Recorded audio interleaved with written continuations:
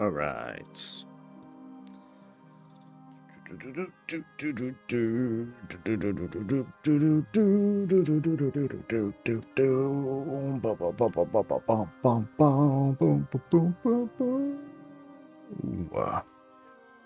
Chickabow. What is up, everyone? This is Coffee with Soul. I am your host. Don't spill the coffee. We're gonna chat. We're gonna talk. We're gonna look at least some of the updates happening in this recent 12.1 build. Lots of new things have been added. How the neighborhoods are accessible, which means housing is at least somewhat testable. Sure, I'll have a little bit. The yeah, lots of little things, lot of big things, things that are just kind of like up in the air, that still need some testing, a little bit of cooking, and then of course we got like some reactions to things. The one of the things that I'm kind of iffy about is this room right here. So there's a new building, or there's like a new building open up here in the neighborhoods. I don't know where the Alliance one is. I just kind of got lucky and found the Horde version of it. But then inside here is apparently where we'll be able to buy holiday decor. Now, we don't know exactly how it's going to work. But there are things that I'm already like, I don't know, dude. I think if I just pop in holiday. Yeah, cool. So like here's like some like things from like Brewfest or whatever. So it's kind of weird. Like notice how, let me make this thing bigger for folks. Brewfest crate able to purchase just before Brewfest. So I guess this comes out like a little bit sooner. It's available for gold. This is a thing that can only be acquired during Brewfest, and then it costs, it looks like, the currency that you need. I forgot what it's called. Brewfest coins, whatever the hell. And then same thing here and same thing here. What I don't like is how, you know, there's that whole kind of like FOMO aspect of decor. It's like, yo, you want this thing, and you missed out on the holiday. Sorry, buddy, you gotta wait until next year to pick it up. Now, not everyone's gonna care about wanting to like pick these up off a year, probably. But there might be a reason to pick up something like this, and there might be a reason to pick up, you know, any number of things, because I can kit bash something like this. So it's like, what if I buy like a whole bunch of these or whatever during the holiday? A holiday ends, and it's like, oh man, I'm short. I really could use like just a couple more. I guess I'll just wait till next year. It's not a big deal. No, they're gonna get mad. I guess the one suggestion I have, as a compromise to this, is have these available all, you know, year round, but during the event they're much easier to get. You know, you can get it with like this stuff here. Outside of it, you got to pay like $5 grand or something like that. So while there's still that whole FOMO aspect,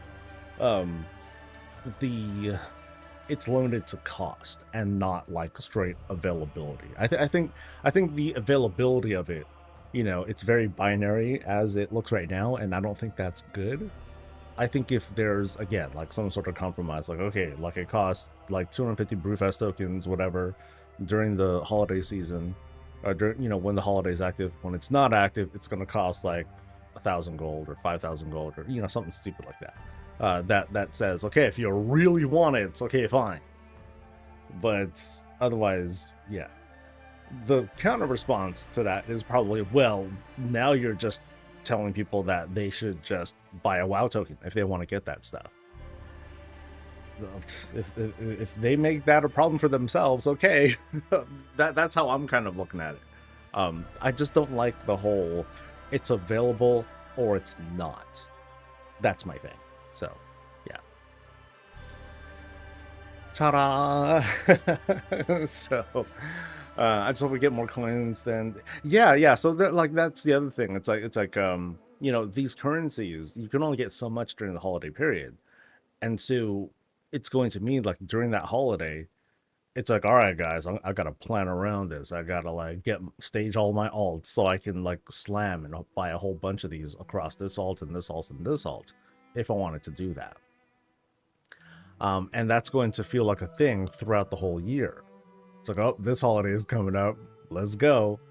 And here we get kind of a preview as to like what sorts of things might be available. So, for example, we get Christmas wreaths, yay, and Valentine's boxes and things like that, yay. Little dwarven nutcracker looking things, maybe, probably not. Here's some Easter looking stuff with crates and all that. So it's not all just like super unique things or centerpieces that would feel out of place if it's not Christmas or whatever. But hey, if someone wants it to be Christmas all year round, that's their thing. If they wanted to do that. And of course, you got your Christmas Pepe if you want to have like 50 of them. Some people want to do that. Here's your Brewfest mugs and stuff. There's going to be like, I suspect there's going to be more of those, along with like the whole pretzel thing. Yeah. I don't know what these things are called necessarily, but little wall hangy thingamajigs. Check out the broom. Oh my god. And yeah, so like a neat collection of stuff that I feel, again, make them year round, but make it sweeter during the holiday. So, are they firecrackers? All right, cool. Oh, I like the lights up there too.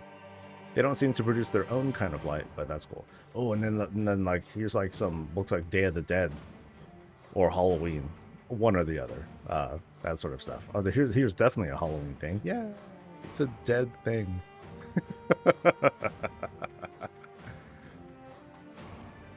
All right, so let me say, okay, you're a weird fell. Let me say hi to people real quick.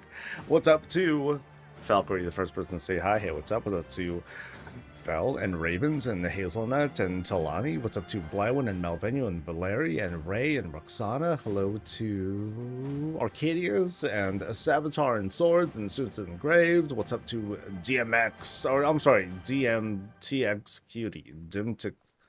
DM, yeah, it's a lot of letters. What's up?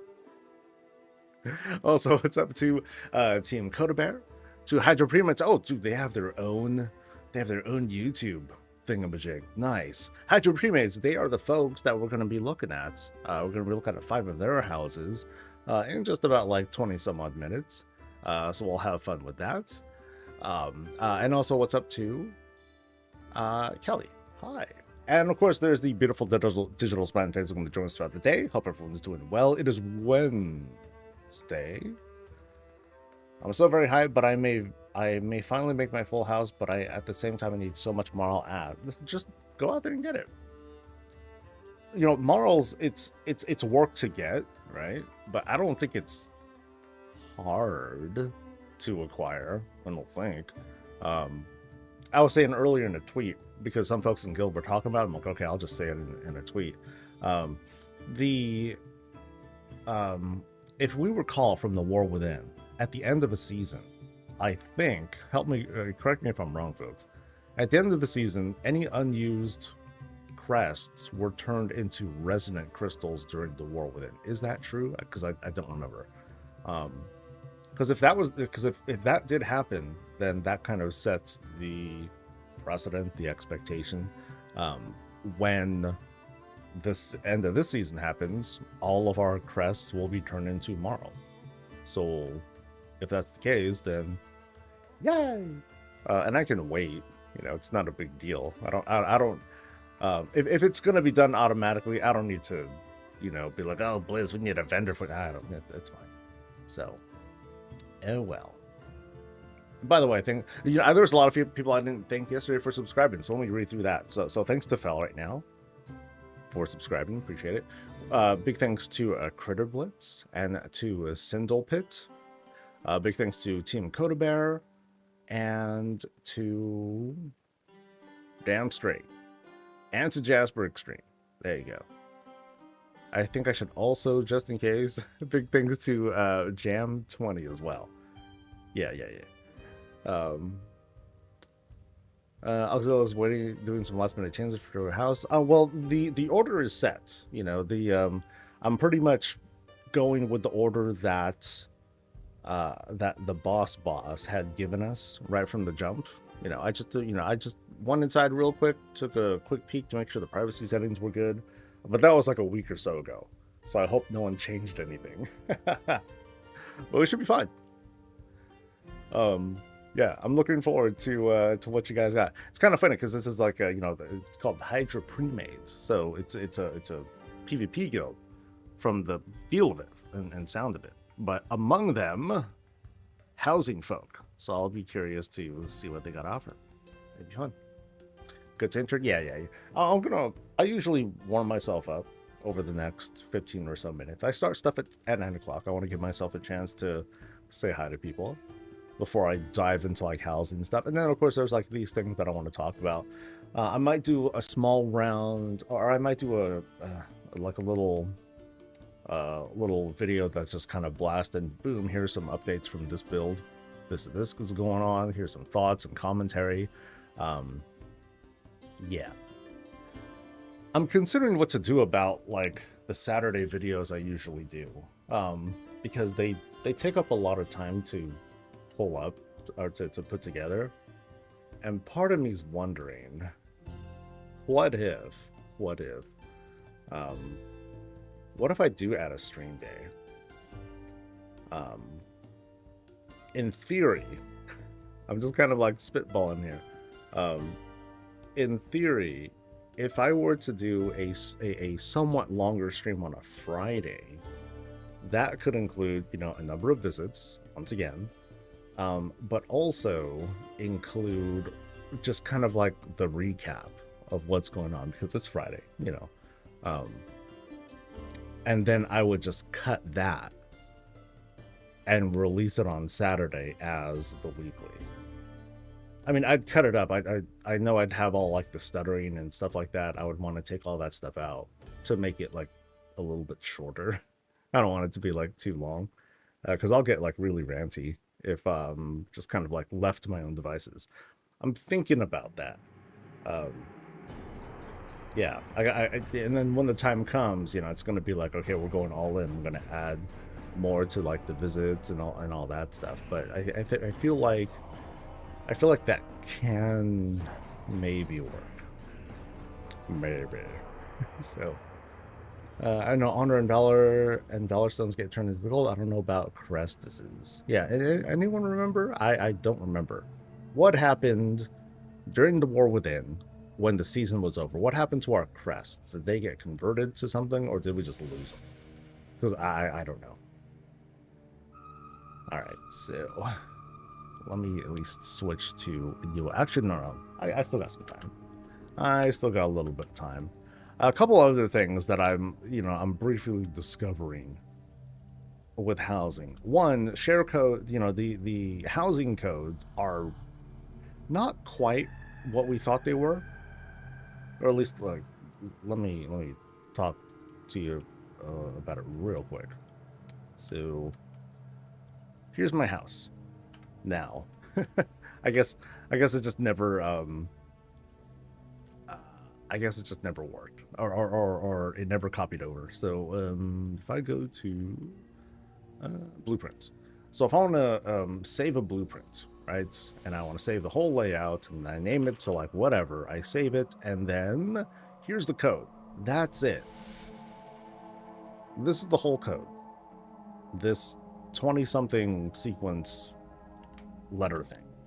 That tells me quite a few things. One, there's no way you're going to have like all the housing data in this code, which tells me that what this is, you know, what these codes are, these are just references to the actual data, and all the data is stored server side.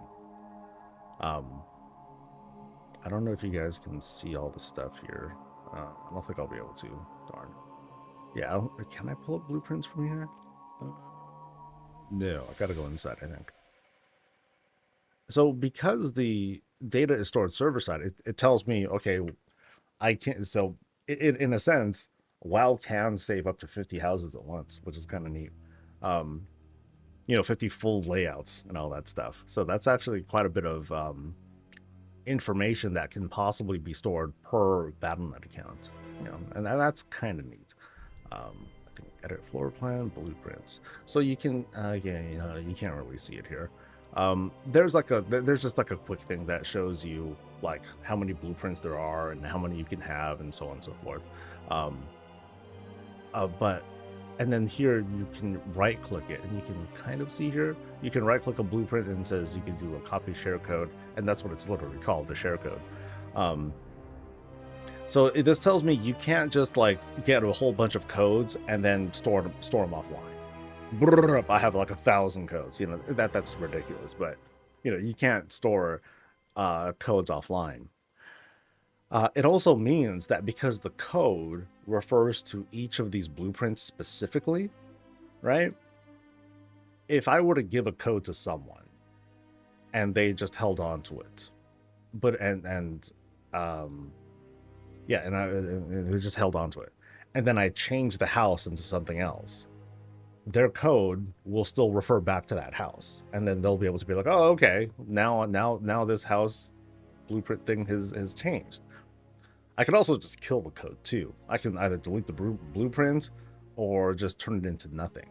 Now, of course, the person who I gave the blueprint code to, they can always just save it and then make it theirs, and then that's it. Then I can't do anything about it because now they have the ownership. They put it into their blueprint thing, right? It also means that a website, let's say a website happens to collect a bunch of these codes somehow, like they're going around or people submit them to their website or whatever. At any point, the owner of that of that blueprint, they can alter the code or just kill it, and so that website will now have a dead code. If that makes any sense. So in a way, people can kind of protect themselves if they wanted to. Like let's say if they were, no harm, I'm just gonna give this code to my friend or whatever, and then the friend like sells it to a website, just making shit up, right? And they're like, oh, I'm just gonna kill the code. So the owner can kill that code, but of course anyone who downloaded that house and then saved it and made it their own, now it's theirs. So I just want to make sure that we kind of like clarify like all the information, because one thing you can do, if it pops up, there we go. You can allow people to export your house when you're not there. So if I want to set this to anyone, then anyone can just go into the house and then click a few buttons, and then they can save the blueprint for themselves as well. I don't imagine a lot of folks are going to do this, but the option's there, so that's kind of neat. Yay! So yeah, kind of neat possibility. It seems like people are kind of protected. I think the one thing that some people might be upset about is that you effectively can't just save offline codes, right? There is going to be like a limit. Now, this is speculation, but I'm just pretty darn sure. I'm pretty darn sure that this is just not like the full house code. That's what it's all based on, right? Because again, and they call it a share code too. So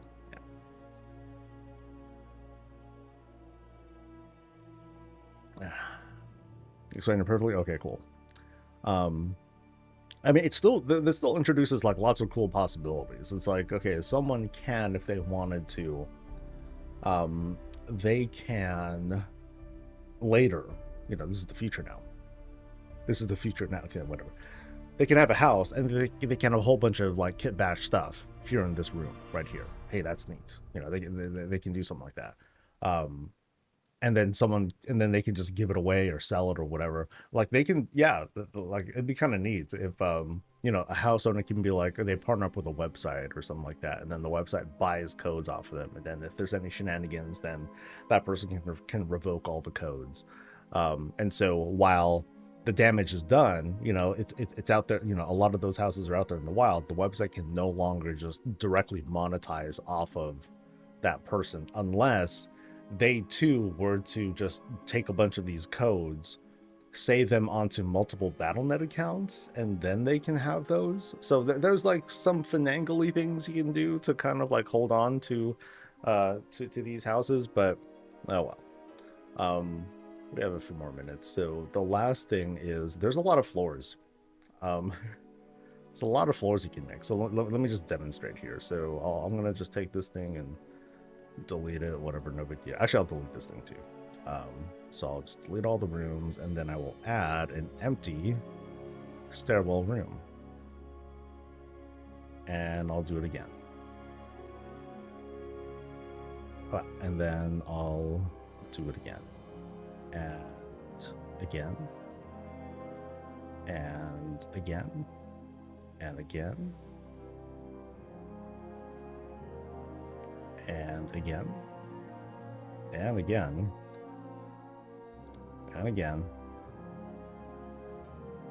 And again. Oh, we can still keep going. Let's go. 12 right now. Keep growing, baby. Oh, I'm out of budget. Okay, and then I'm going to go all the way down. Oh, I can mouse roll. Oh, fuck. Okay, I'm going to take this, and I'm going to move the entry room, right? And then I'm going to scroll up. Oh, thank God. And then I'll attach it here. Cool. And then I exit the editor. And then...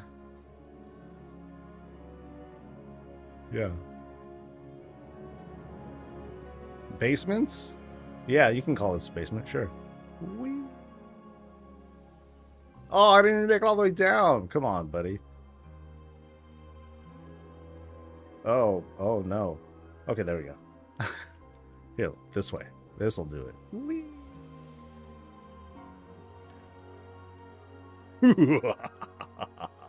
So, let's see, what can I use? I don't know if I have like stuff, but I can use like one of those rugs, those fake rugs or something like that. Just something transparent. They're like, hey, welcome to my house, guys. Whatever. And then people are like, oh shit. What, I lived? What? Hold on. How did I live? Huh. How did I take no damage there? Okay, there I took damage. Yeah, see? Look at that, baby. Yeah. You don't take fall damage in edit mode. Oh, that's smart. That's smart. I should change it to usable once and then it auto kills the code. That could be kind of neat too. Yeah. You know, just like a one-time code. That'd be pretty sweet. But yeah. Basements, pit rooms, whatever. As for how many floors you can have, I don't know. Because when I transferred to the PTR, like my house was reset, my levels will kind of reset. Even though I try to transfer my information and all that stuff, like it just went boo-boo. So yeah, my house is, I think my house level's 8 on the PTR. So sad song. Let's get on. Let's play video games. How did raid go last night? Raid went well. We learned a lot of things off of Mythic, whatever the hell that boss is called, but we still got stomped. We don't have that Mythic Deeps. That's really it. We're just not used to that. And I don't know if we'll be able to like get used to it in time for the new season. I'm not counting on the Omnium to like save my butt either. Yeah, mechanically it's easy, but we just can't handle the throughput. You know, we're just not doing enough damage straight up.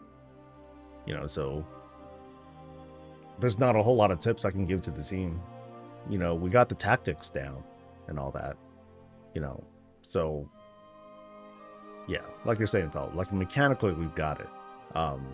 But there's like too many folks who are just not doing enough throughput. So, oh well. Can you do a big house exterior? No, because my level's at 8, and I'd need to bring it up to 12, and oh man. Can you do a community transmog farming event? Not really my style, Apple. Oh, there are a lot of folks that do that sort of stuff. Like, I'm a big punk. I don't do much community stuff at all. Like, oh, is that a quest? I'm very skittish about stuff like that. So, and it's a me thing. You know, it's not anyone. You know, don't mean to have anyone take that personally, but yeah, this is the me thing. All right, let me pull up the goods. Let me pull up our housing list. I'm still tripping. I'm like, yo, we filled up that list in 10 minutes. That's wild. That was wild. Here we go. Not like old content? Nope. Nope, not that either. Like, my personal things as a player, they definitely kick in with stuff like that. Because I'll be like, all right, guys, let's go to the thing. And I'm like, I'm waiting. I'm like, oh, can y'all hurry up? We teleport any slower than this? Oh my god. So, but yeah, it's not really my style. It's just not a thing that I do. A lot of folks do it. Like, I consider myself a big housing person. I don't do like, hey guys, let's do like a housing raid. Let's all get into a group and we'll like take a look at it. You know, I don't really do that either. So, yeah, it's just me. Folio sad. It's barely beating my world. Yeah, it's not doing anything. it's very very sad. Yeah, it's very much a bummer. But oh well. You know, it's a fine line between, oh my god, this is doing literally nothing, versus, oh my god, we are totally dependent on this. Like, there isn't much difference there. All right, so let's head to number 1. And was there a thing?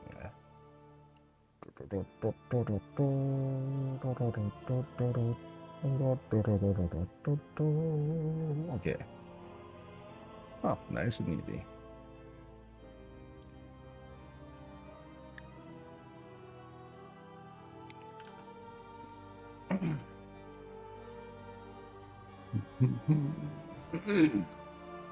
Repair my gear. Oh, right. I'll get to it. Come on, baby. I just need to max out. See, it sucks. I really thought that I had, when I was learning my blacksmithing stuff, I learned where is it? Like I happened to specialize on blades, and then that was a mistake because currently I have a mace. I'm like, fuck.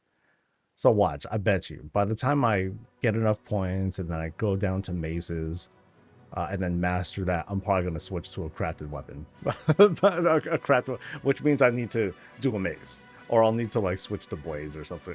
Or I'll need to like start speccing into blades or something like that. But yeah, come on, repair thing, get to the head.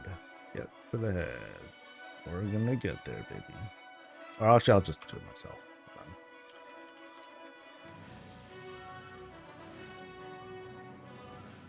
Boom. All right. Ooh, it is warm. Sweet. What's the weather gonna be today? Weather today is 80s. Why do I feel like all already? Sheesh.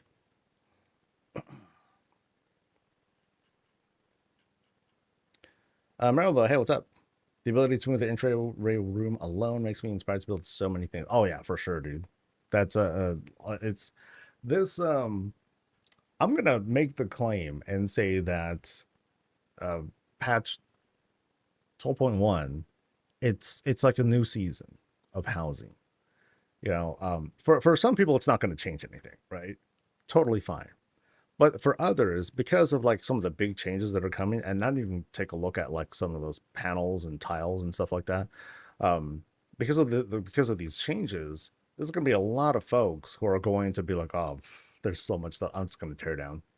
Rap. They're just going to like knock down most, if not their entire build, because of just how many things have changed and how certain parts of their build can be altered and re-altered with new parts in mind, to make like a cleaner build, if they want to have sharper lines, if they want to save on budget, perhaps.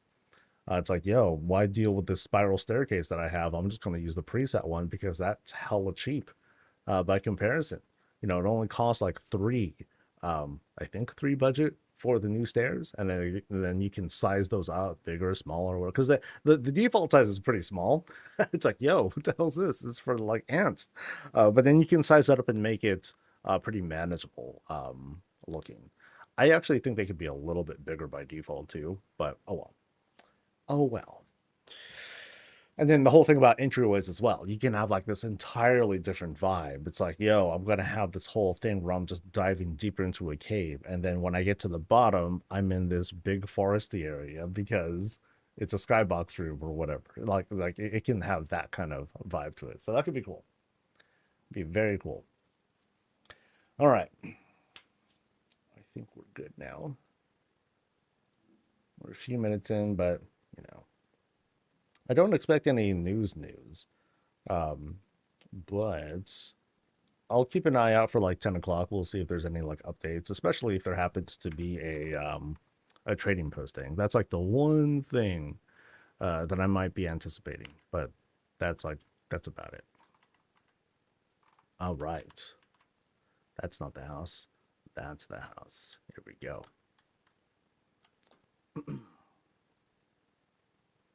All right, folks. So this is Hydra Premades. We're doing a group visit.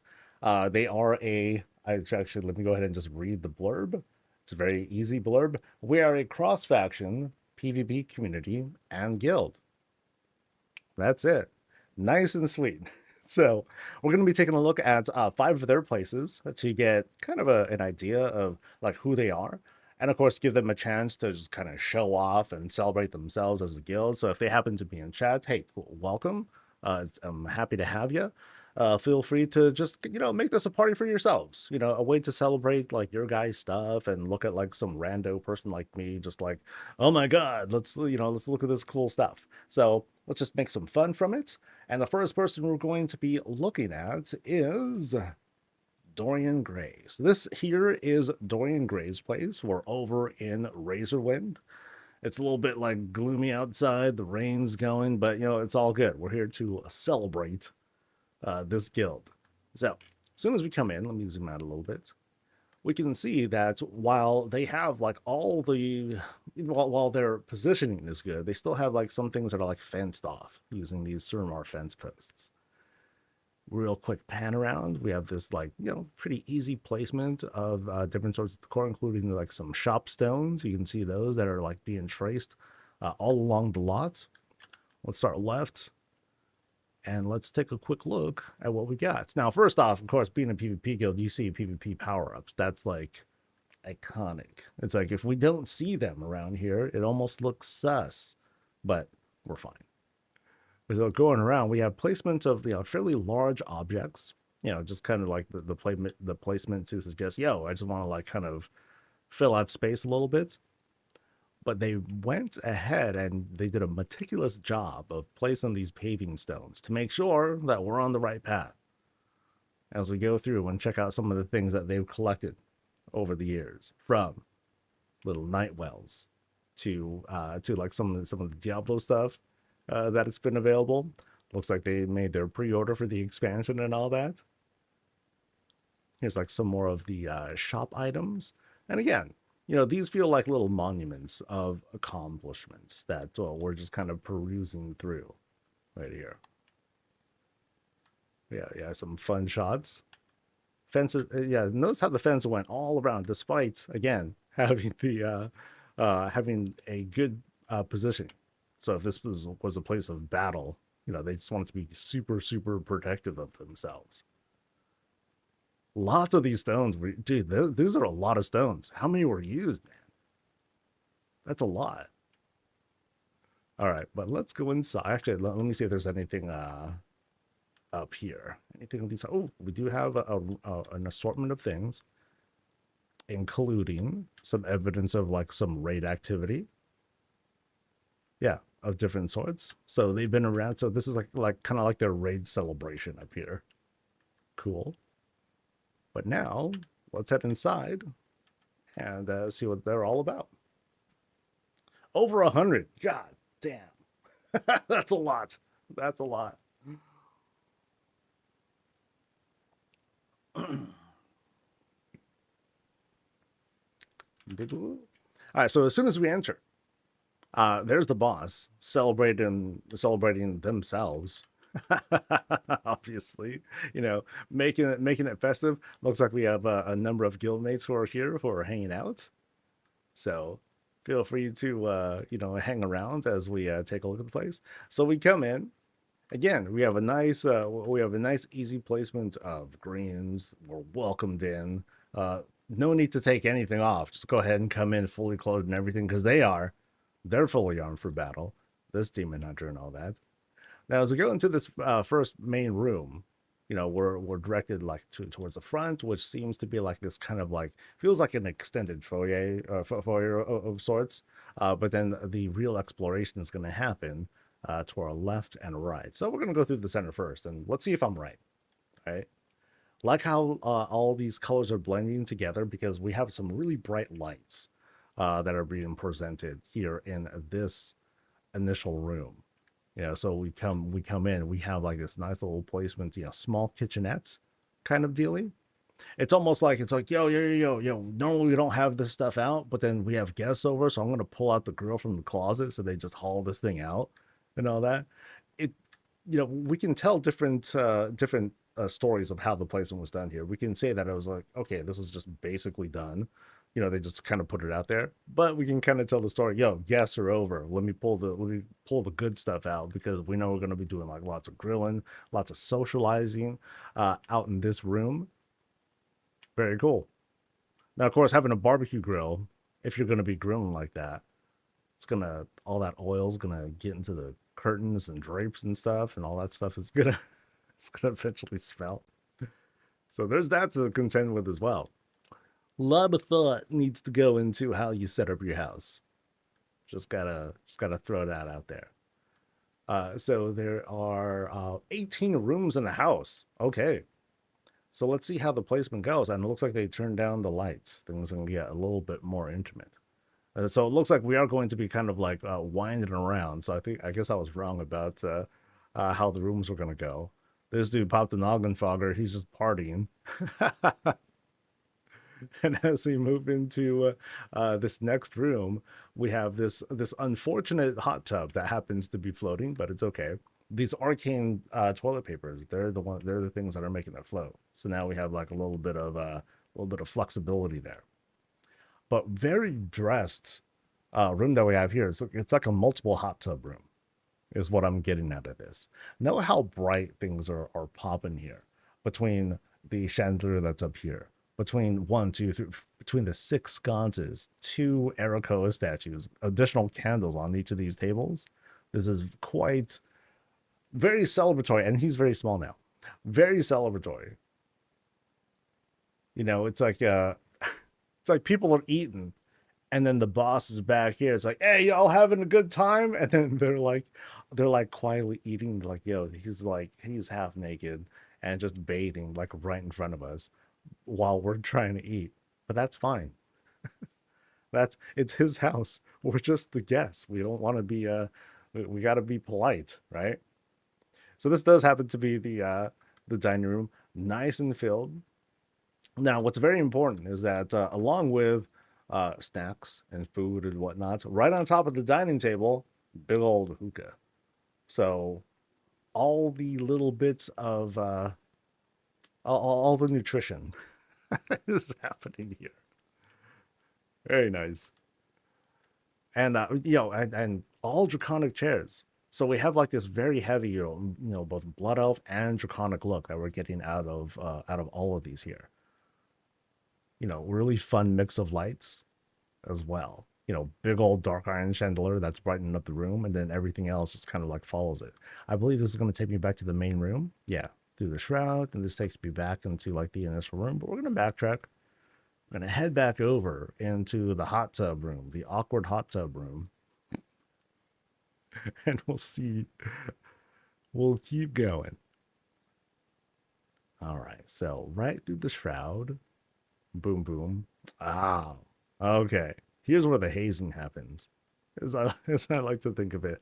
All the PvP stuff is happening here. Here's where the boss is going to chill, do their thing. And what are they doing here?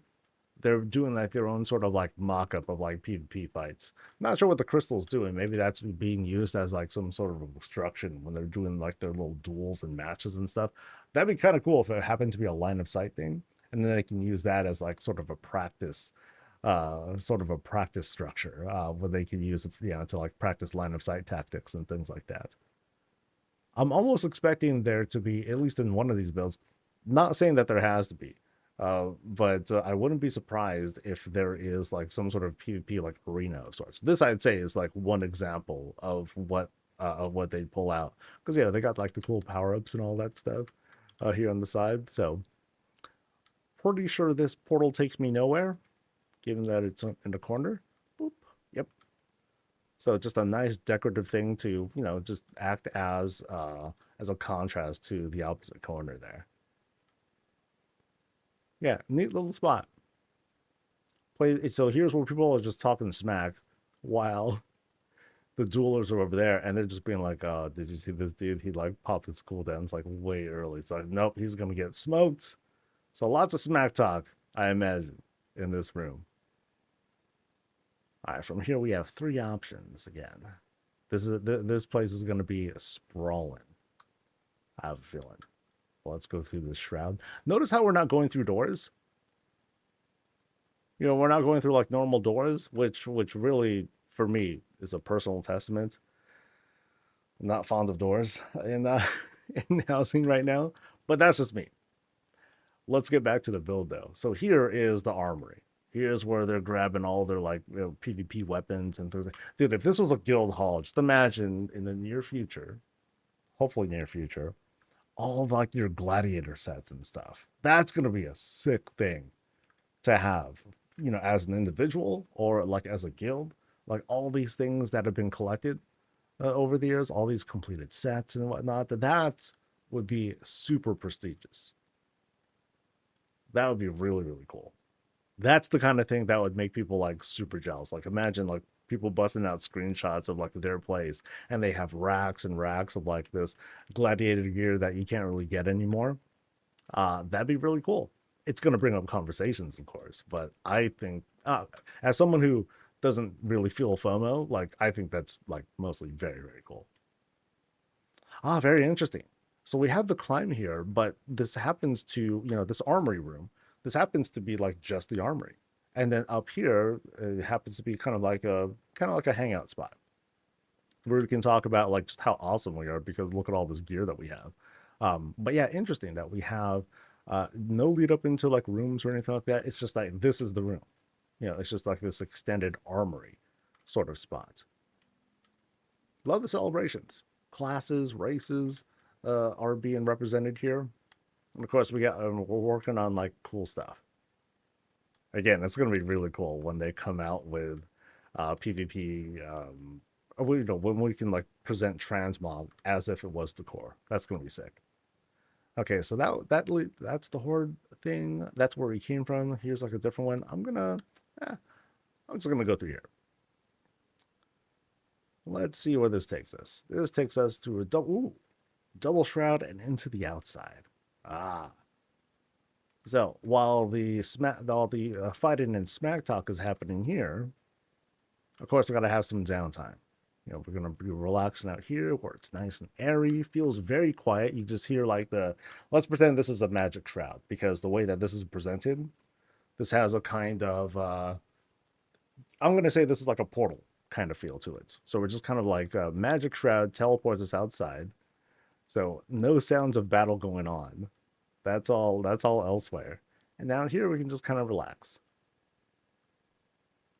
Outside here, we got our paving stones. And so it feels like this is the place where, this is a very, very restful, very meditative spot. Folks are painting, they're writing stuff, they're taking a look at the stars, they're just chilling, sitting, vibing. There's a hookah out here, isn't there? Just a guess. Or they're sleeping, they're bathing. But no hookah around here. Okay, not in this spot, guys. It's like, no, we can't have no smokes, nothing nothing like that out here. We're just like doing our own thing.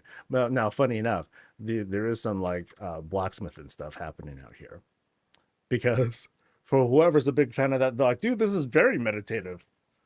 Kank, just that feeling of catharsis, man. Kank, and then like everyone is like, oh my god, we're going back to the other room. We're gonna fight this out. We need to talk, as in we need to like duel a whole bunch of times. Really get it out of our system and all that. Yeah, this is the odd one out. If you're by yourself, it's like, okay, let me exert some energy out here. All right. Fun room, though. Fun room. And again, therapeutic. That's the whole point. Now, I'm pretty confident. Yeah, I came from there, so I'm pretty sure I'm going through here now. And then, boop. All right, so this takes us to another stairwell room, which is more like this has more like a barracks kind of feel, right? So I have a number of folks, 1, 2, 3, 4, 5 people who sit here. So we have a different selection of beds and different styles. So we could be seeing different races. We could be seeing them just going through the stock, through their stock. Fair enough. But again, it could also be like this whole collection of like different races that we might be seeing here in these giant beds. But again, like a sort of barracks feel. That's the bigger takeaway, that you got 5 people who are staying in what could be like this sort of like extended bedroom of sorts. But then there are other places up here where people can like just kind of hang and do their thing. And again, and then here's one more bed. And again, no door that leads anywhere. So this happens to be another dead end. Interesting. Now the question is, okay, who stays in which bed? I'm gonna guess the boss is in the top, because that just kind of feels right. But at the same time, they're up there, they're by themselves. Everyone else is down here, having fun, having a good time. Like they're like whispering and giggling about stuff. And then up here, the boss, whoever's up here, they're like seething. They're like, everyone down there is having so much fun. Whatever, man. I got the cool bed. And rubble. So, but it might not be the case. It might just be like, hey, you know what? They're having a good time. Awesome. And that's what it's all about. All right. So I think, okay, we went through each of these doors. Okay, let me double check here. This one took me to, not the outside, but yeah, it took me to the armory. That was the barracks. Behind me was the skybox room. This is the awkward hot tub. And now we're going this way. I believe we went through every other direction so far. So let's see where this one takes us. Through the shroud one more time. Boop. And now we're led to more. This is where they all like, oh, this is a big wardrobe. This is a huge walkthrough closet. You want to set up your transmog, you want to look good. This is where you set yourself up. It's kind of funny because it has a warband kind of feel to it. It isn't just like one person's room. It's like everyone's room. So you have like different sorts of collections of cabinets that have been available. Again, we could be representing different races. We could be just going through the +1s of their stock. That works out. I'm gonna guess the former though. And then one more bed. Another bedroom. Now this one happens to be in a totally different wing. It's not linked to like the whole barracks area. So, but then also, unlike other places, we're finally seeing a bathroom. Here's the one tub. The one tub that we've seen. No, I'm sorry. No, there was the place with the hot tubs and everything. So no, maybe not.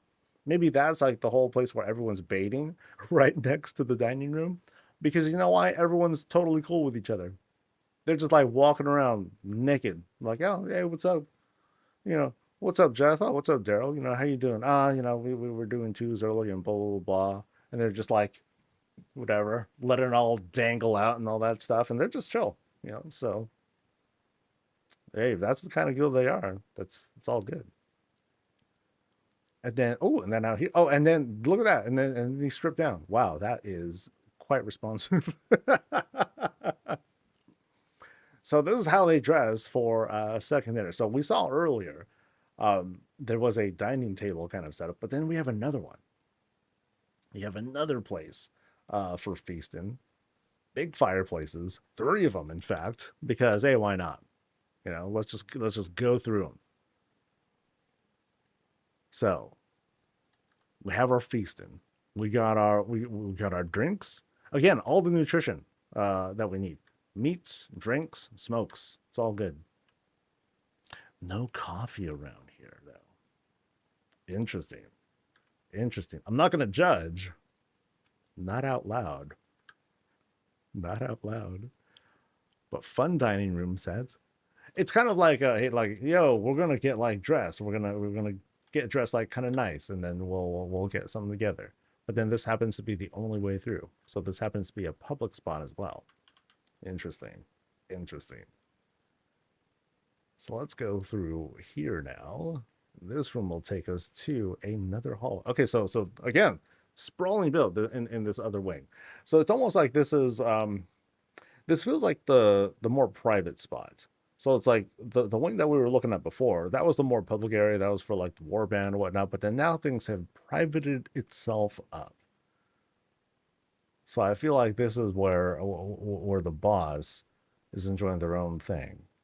But they're also inviting all sorts of folks in over as well. We got our TV and all that stuff. Again, snacks, smokes, drinks, all the cool stuff. But it's all dressed quite nicely. I like what they did here. I like how they set up this sort of like TV cabinet. Like we have like, it's a huge structure, right? And something like this, I would expect, do we need like a bigger TV? But no, this happens to be fine. Because right here, you open this up. If we could open it up, tons of liquor. You gotta have that. And then over here on this side, right here, you open it up, you have a whole bunch of VHS tapes. And you're seeing like, so VHS, I don't know what it stands for anymore. Even back in my day, I don't know what it stood for. But they're these big they're like these big rectangular boxes, right? And then you shove them into like a bigger box that would be down here. They're called VCRs. And then inside those is video content. It's pretty neat. And you need a big shelf like that to hold all of them because they're that big and they take up so much freaking space. And so thank goodness for digital technology, man. Yeah, see, again, big cabinets for all these big tapes. This is how I'm looking at this. Complete with VHS quality, and then and then they needed to have like a separate like rewinder kind of thing for those who like to do that, because otherwise if you just use the VCR to do it, you'd wear it out faster. It would just be all bad. Great retro cabinet. I don't know if that's what you were trying to make it as, but that's what I decided. So let's go into this next room. So right back here is. Okay, this is wild. We went through one ring and now we have like a full bar. These folks drink. This place is just full of Jakes. It's a very inside joke. But yeah. Okay, I love this bar is awesome. I like this.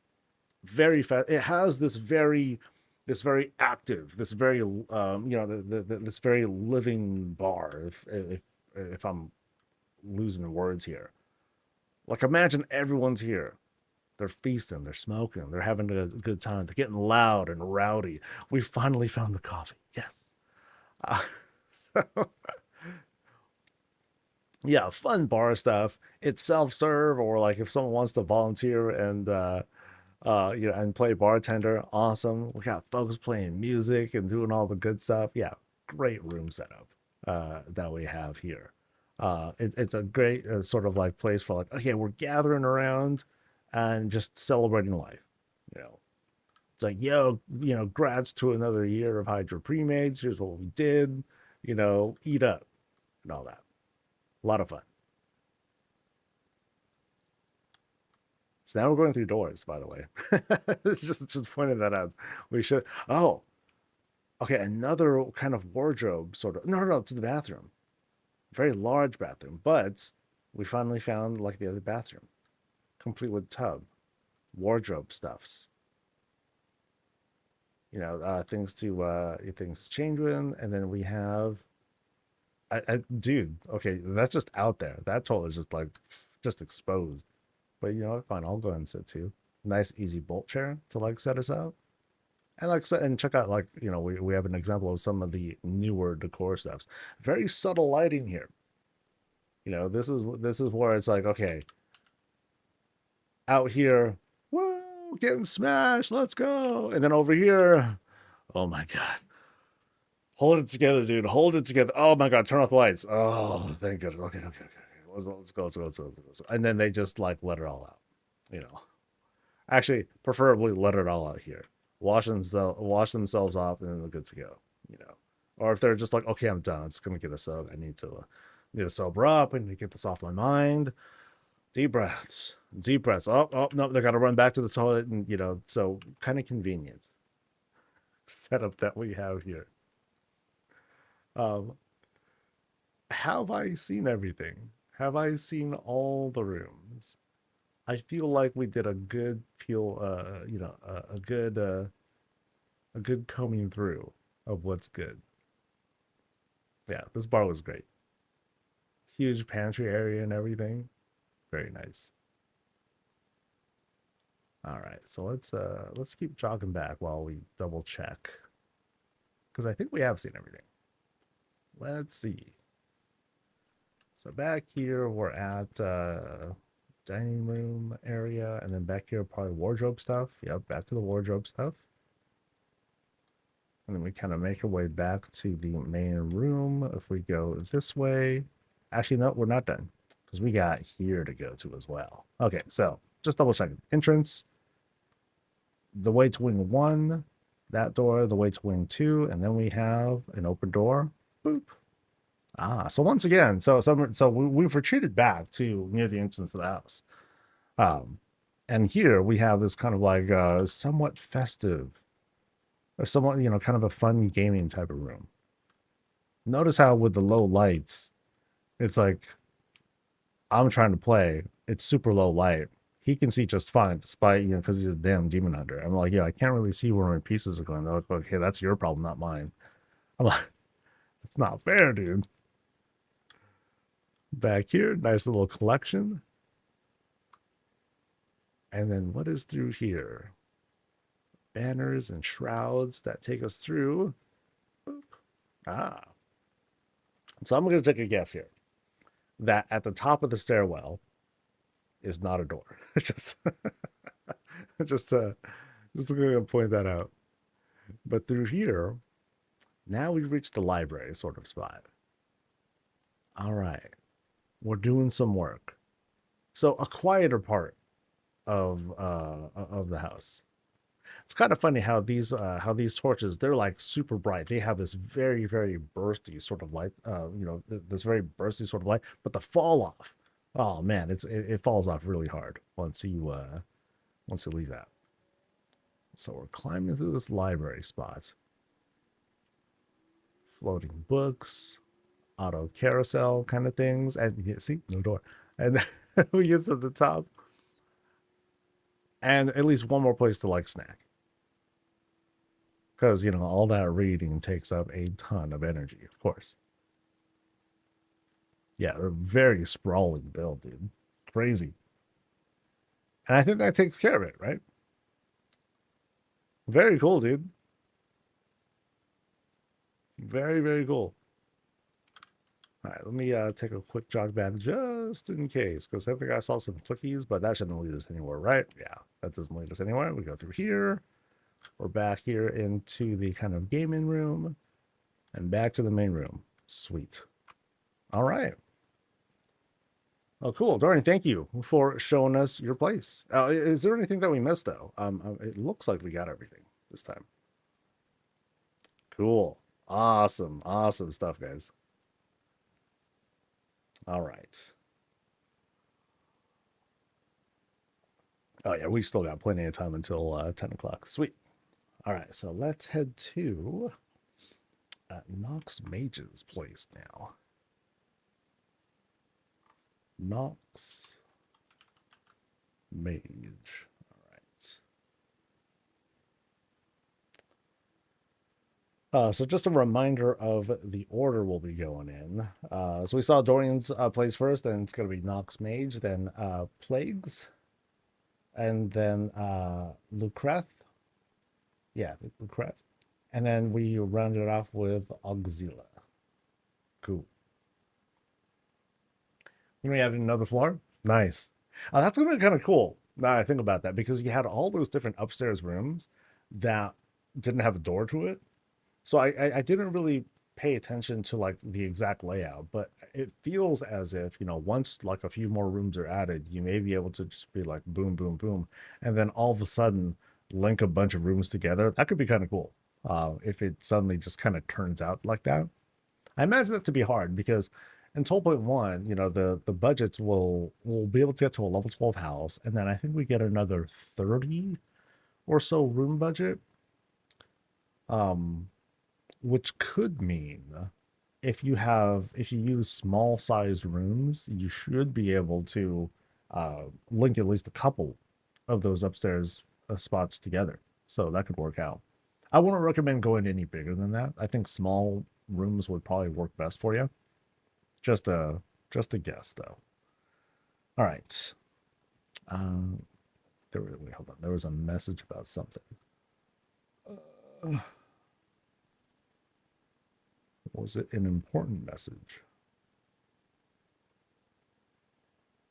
And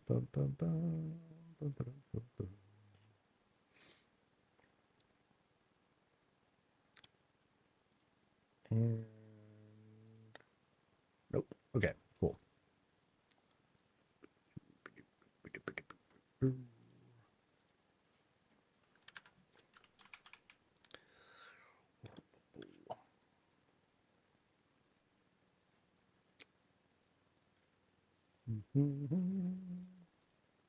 Sorry. I'm bad with spreadsheets. So, all right, there we go. All right, folks, this is Nox Mage's place. They're part of the Hydra Premades group. We're over in Razorwind. And let's see what they got going on over here. So we seem to be, so all of their neighborhoods, I'm sorry, all their houses are in the same neighborhood. So we're going to be in Razorwind all day, checking out their cool stuff.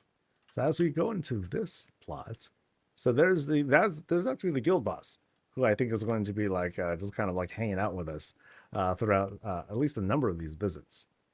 So we go into the lots, or the estate, because it's a blood elf house. They're massive in scope. Are they trying to overcompensate? Probably. But otherwise, just huge pieces that we have here. Despite being on the beach, it just reeks of opulence. So let's walk our way through. And in this case, we see kind of a similar format to what we've seen in many other builds. We have like these walking stones on the beach that take us from one part of the lot to the other. And we have like these larger set pieces. We have one little reptar who's out here to like hang out and say hi. We got, but then the Murgle is like out there too, on the sand. Brave Murloc, because that stuff will like dry the skin and all that, right? So here we're seeing some little some cute offerings here. One Snuffle is out here. Oh, hello, bird. One Snuffle is out here. And then back here, notice how we got things like sort of fenced off. Because those things, those I forgot what they're called. They're called salamanders. Like those things, they can get kind of crazy over in this part of town. All right. Oh, that's because of the shirt. Oh, okay, okay. Ah, got it. Well, it's cool to see folks like hanging out as we do these visits. That's fun. So let's cut across past the Arcan door. Past. Oh, gotta click it. Gotta past the Arcan door, and one more reptar. We have some greens to kind of help add a little bit of color to this otherwise full beach setup that we have here. And of course, this takes us out into the more jungly area. One forge under the gazebo. Fun. Now, the highlights to point out here, let's go inside, is going to be the bar and bathrooms. Ah, brave. The big emphasis on the bathrooms. All right. So as soon as we go in, we pop in here. There's maybe the boss. In this case, we are invited to have a seat, throw down our stuff, hang our weapons, perhaps. Otherwise, just kind of get ourselves kind of like, loosened up before we go straight to the bar. Let's go ahead and have a seat. Actually, no, it's actually more like it's kind of like a Korean barbecue sort of thing. Because here we have our own grill, right? So like instead of like just the usual stuff, they're gonna bring us like some raw meats and all that. We'll do the cooking ourselves while we're just kind of chatting, socializing, that sort of thing. So it has a more intimate sort of feel to it. If it's just you and a partner, or if it's just them by themselves, and then we're chatting with the bartender or the server or whatnot while we're just talking about our day. So how things go. It's like, oh, dude, like solo shuffle was just brutal today. Could have been something like that very easily. Yeah, nice setup as soon as we come in. But over to our right, we have looks like a kind of a hallway that'll lead us somewhere. To our left, a little bit hard to tell. So let's just go with instinct. We'll leave this bar area, head left through this L-shaped room, kind of like a library setup, plus crystal ball to predict, okay, are we going to win threes today? Or are we going to get smashed? Kind of an interesting setup here because we have, there's more folks. We have these rugs here, which kind of give this sort of vibe. Red rug, and a bearskin rug on top of it, as if it was like roadkill or something like that, recently killed or whatnot. But to just kind of like give that ever-present feeling of intensity. It's like, it's this kind of house. All right. So let's go through this shroud here. There's a lot that's going on that way. I mean, it looks like a big bar area, but let's go through here first to reveal PvP stuff. Again, with the red rugs, it's again keeping that sort of intensity up. And this place looks like also, kind of sprawling. You have lots of options. And so we'll just start wandering through, and hopefully we'll get through and not get too lost. So this also has a kind of barracks kind of feel. So this, it kind of tells me, based on the first house that we saw, like seeing the second one, it kind of makes me think, okay, like these are folks that will, this isn't for a guild necessarily. It's more for the warband. So it kind of tells me, okay, they run multiple alts because it's like, yeah, we're going to do like these BGs together, or we're going to do like these things. So we need more people who are doing this. And so they'll switch to the appropriate alts that will, that'll suit them. And okay, also a very similar style as well. That's interesting. That now it's only 2 in a row that we're seeing. But the first house that we went to, it had a room, but no door at the end. I'm sorry, a stairwell room, but then it didn't lead like anywhere else. So these counted as like bedrooms. Very unique style.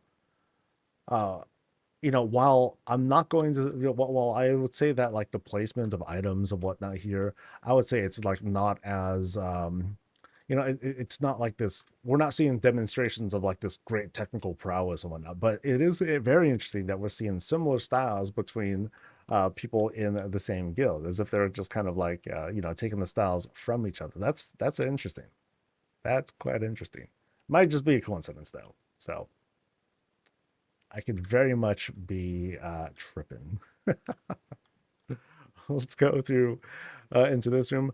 Dining spots, plus like a little bit of PvP celebration, you know, just to kind of remind us like where we are.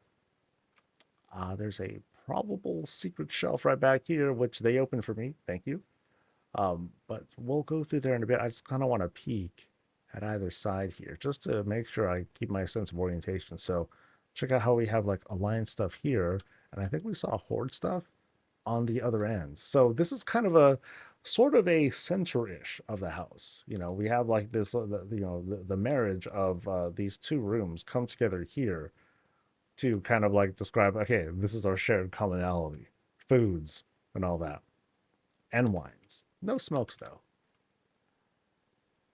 And then back here we have another style of room.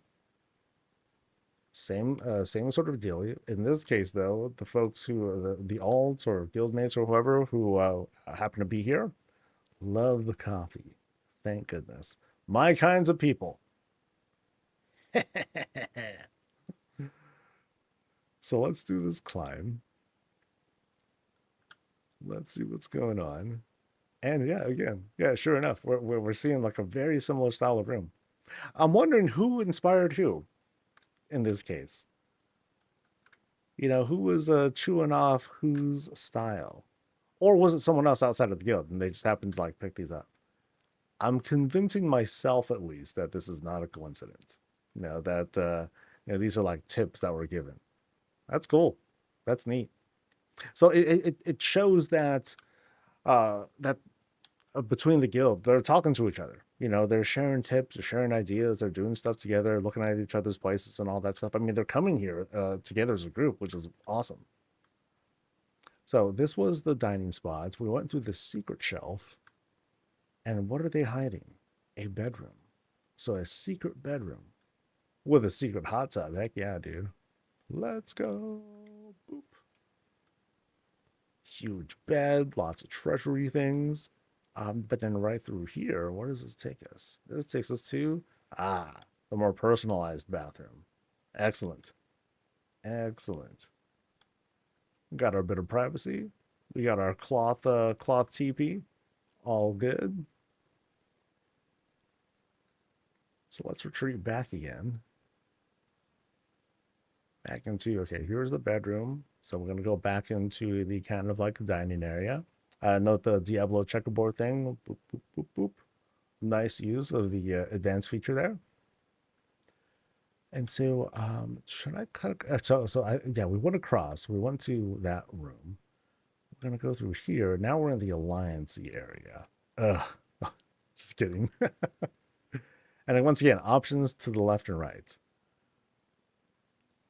Now this is different because the stairs go in a different direction. I'm not even trying to be like, I'm not even trying to poke fun. So, but it is something that feels like a little different, but we still have that whole barracks kind of feel to things. In this case, same kind of bed, but we're just kind of sticking to the whole like, okay, very much alliance-y sort of things.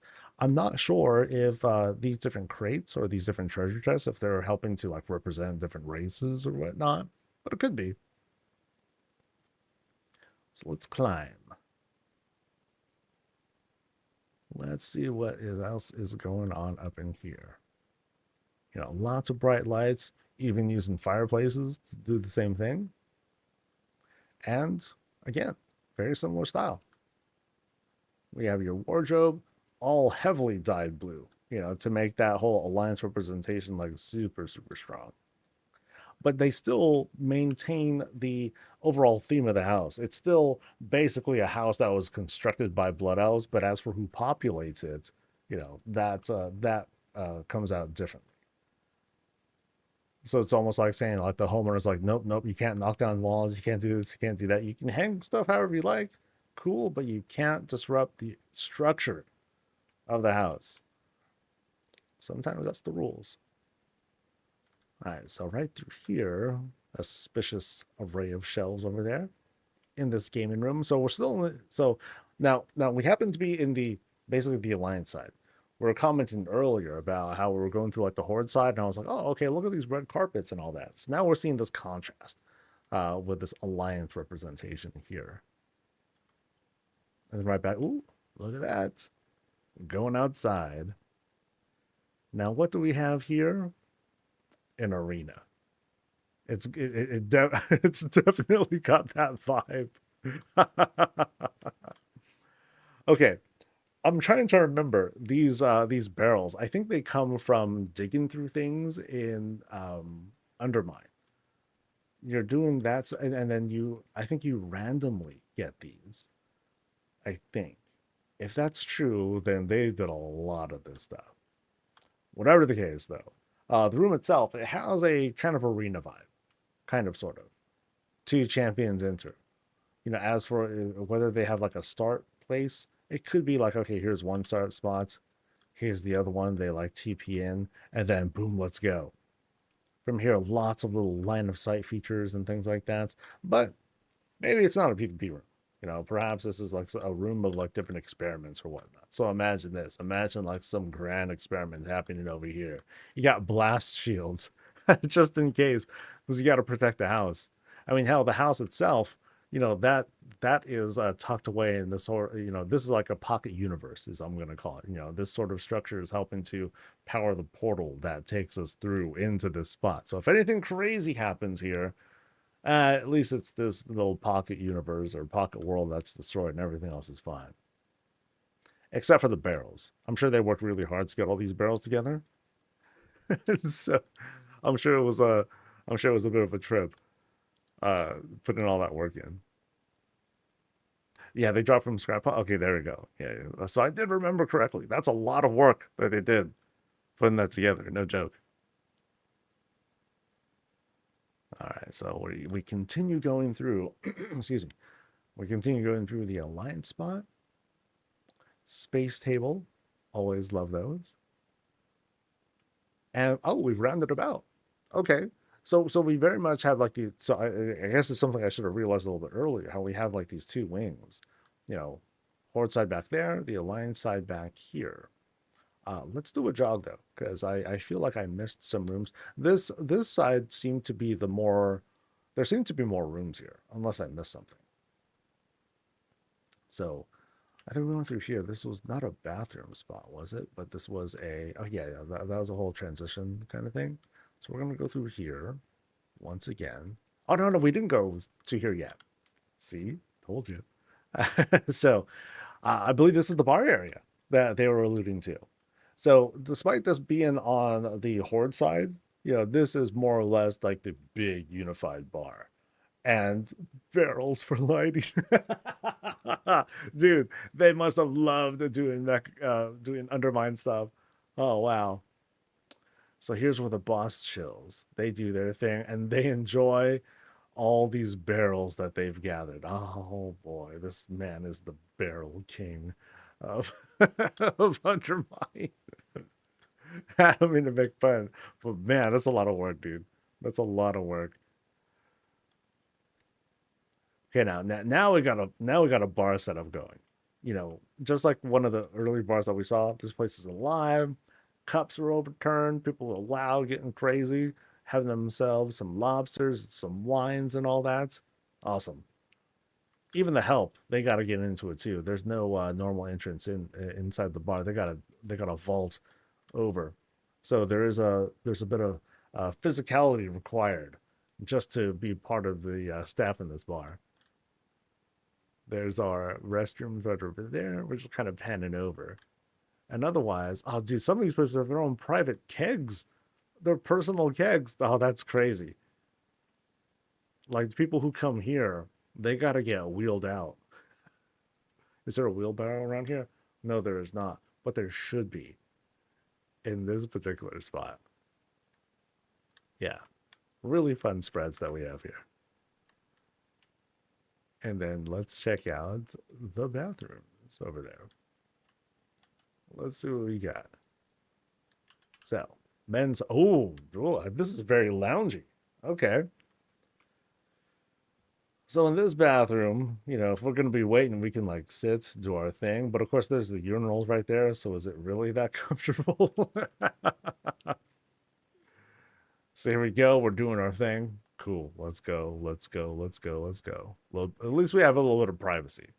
I've seen worse. I've seen places that are like pretty brutal. And then back here, we have our little basket loo. Interesting, but very comfortable.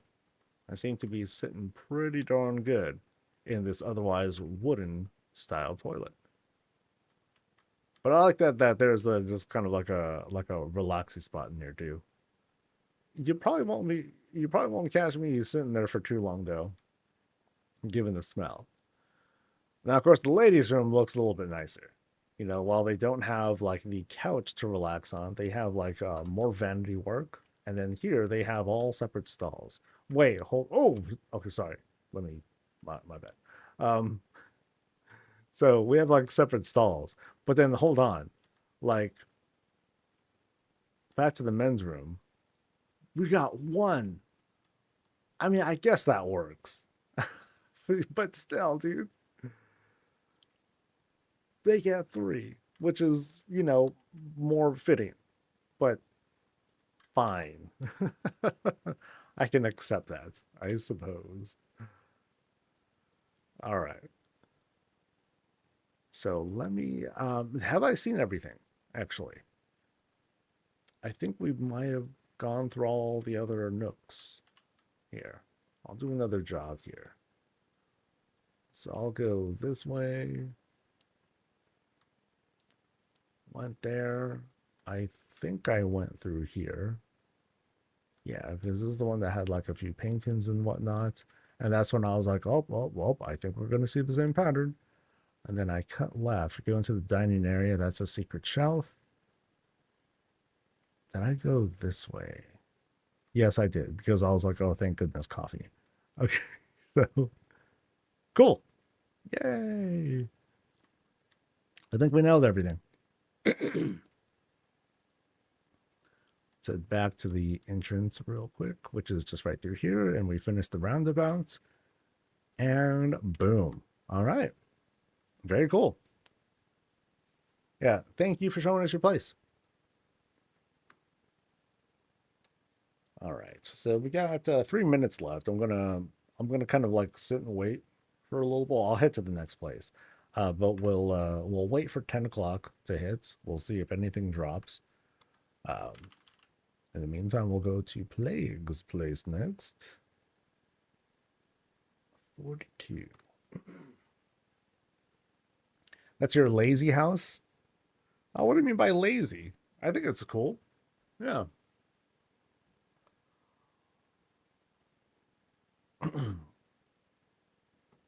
Ooh. Damn. Sorry. I'll just.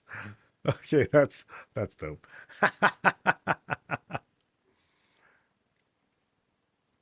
Okay. All right. So first two houses. Okay, well, anyway, I'm not gonna commentate yet. I'll wait. I will wait. I'll save my breath for a little bit. How's everyone doing today, by the way? Like I said, it's Wednesday. Some folks, they did some of their raid stuff and all that. Hope everyone's loots were merry, that your vaults were worthwhile and all that. Don't judge mine too harshly when you get to it. I'm old. No, don't worry about it. Don't worry about it. When it comes to housing, like everyone's folks who show up, folks who sign up or allow their place to be visited by other folks, like there's a certain courage behind that, because you're giving people, it's one thing to be like, okay, I'm going to join a group and I'm going to try and get things done. I'm going to go do this dungeon. I'm going to do these RBGs or something like that. And in social games like these, you put a little bit of yourself out there and you open yourself up to potential embarrassment, right? Because if you screw up in a fight, you stand in fire, you fat finger something, or you just make a bad call, then you look bad or whatever. This is different. when it comes to housing, you know, because you are, you know, you think of it like from a real life standpoint, you're opening your home, you're opening up a little bit of yourself in a different way. So it's like this time it's your sense of expression, or it is your experience with doing this housing stuff, or it's your creativity. And so we see different levels of this stuff.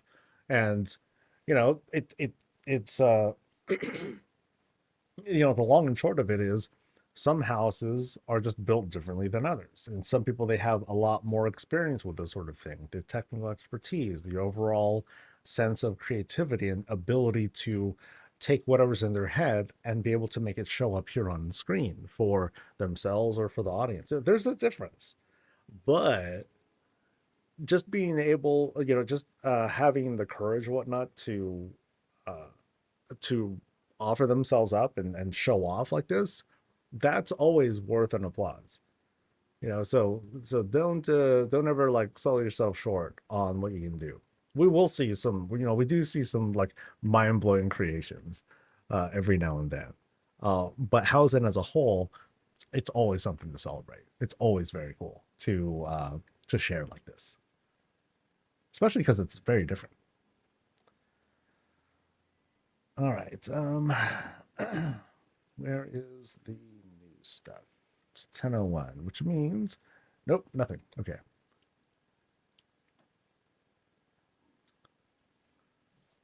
And let's get back to it.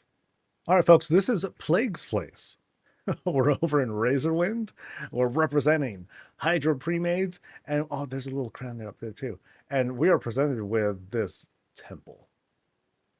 I mean, it's nice and easy with the setup here.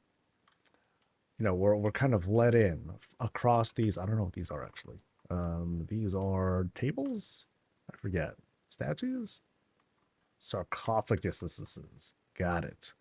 So we're let in to the plot. Here on the side, prayer books, because we're about to get in trouble going into this spot. Now, as we go through, let's see how the house is looking. It's looking fairly skinned all throughout. Not just with dark portals, but we have some legion structures in there too. It's like I think there's like fell fountains they just jammed into the house. Yeah, so that way they can fill up these gaps. And then back here, you know, we get into like the you know, kind of the underbelly of it. But yeah, once again, yeah, notice how we have like these fountains here, flip to its side, and that's what's given us that sort of legion colored structure there. So it seems to be something that we're going to see like throughout the surrounding area. So it's a very easy way of skinning the place. A couple of legion things, a little bit of gold for these dark portals, and of course one big old statue plus soup pots or whatever those are. But yeah, it definitely helps to deliver that whole fell vibe, which is what they're trying to go for here. So I'm going to guess that this is their resident warlock over here. Fun.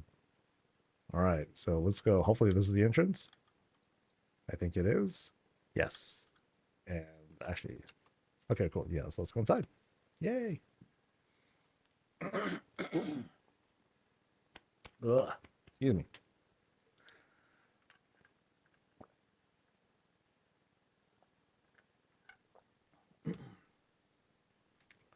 All right. Okay, so as soon as we head in, ooh, damn. Okay, we've gone into, oh boy. Oh, it's one of these places. Oh, this place is legioned out. Okay, if there's one thing that happened for sure, is that they played the heck out of the Legion remix. Because, damn. So this happens to be like at least a medium or a large vaulted room. Vaulted, rounded room. And it's been fully skinned. Wow. Okay, the spectacle on this, fantastic. Huge scope here. So it's like it's almost like coming in here is like a PvP arena of sorts. You know, big open spaces, limited opportunity for like line of sights, and all that. So, boop. Let me get some screenshots wherever I can here. So yeah, there's like a door to that side, door in that side. There's the entrance where we came from. But it's kind of neat. So imagine it's like it's sort of like a danger room, like a training room of some sorts. It's like you activate it, you know, you hit the big console in the middle, bram, bram, bram, and then all of a sudden, like dudes just start pouring out. And it's like, all right, dude, boom, you know, pull out your weapons, and then it's just like a constant fight, you know, all around, throughout this whole spot. Once it's done, just fell blood and guts all over the place. And then when you're done, you're like, all right, sweet, get me a beer. You know, really, really badass kind of feels. Oh, this is a chair. So let me have a seat here. Do I fit? Not really. No. My actually no, I fit perfectly. Perfect fit. Perfect fit. All right. I dig it. This I don't know if this was intended, but this is perfect. Stand on it and sit. No, this is it. This is the shot.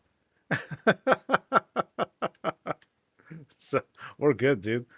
No fixes needed. I think that was perfectly done. All right.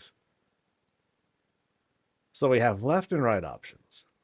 Gonna take the usual, see what's going on through here. Dude, the vibes from this room. Oh, it's good. It's really good.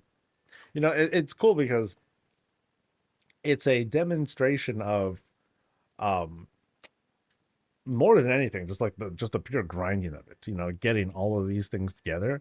And then from there, like the technical work of putting these together is a bit simpler. It's just throwing it down and then creating a complete shape. So it's it's testament to complete a room.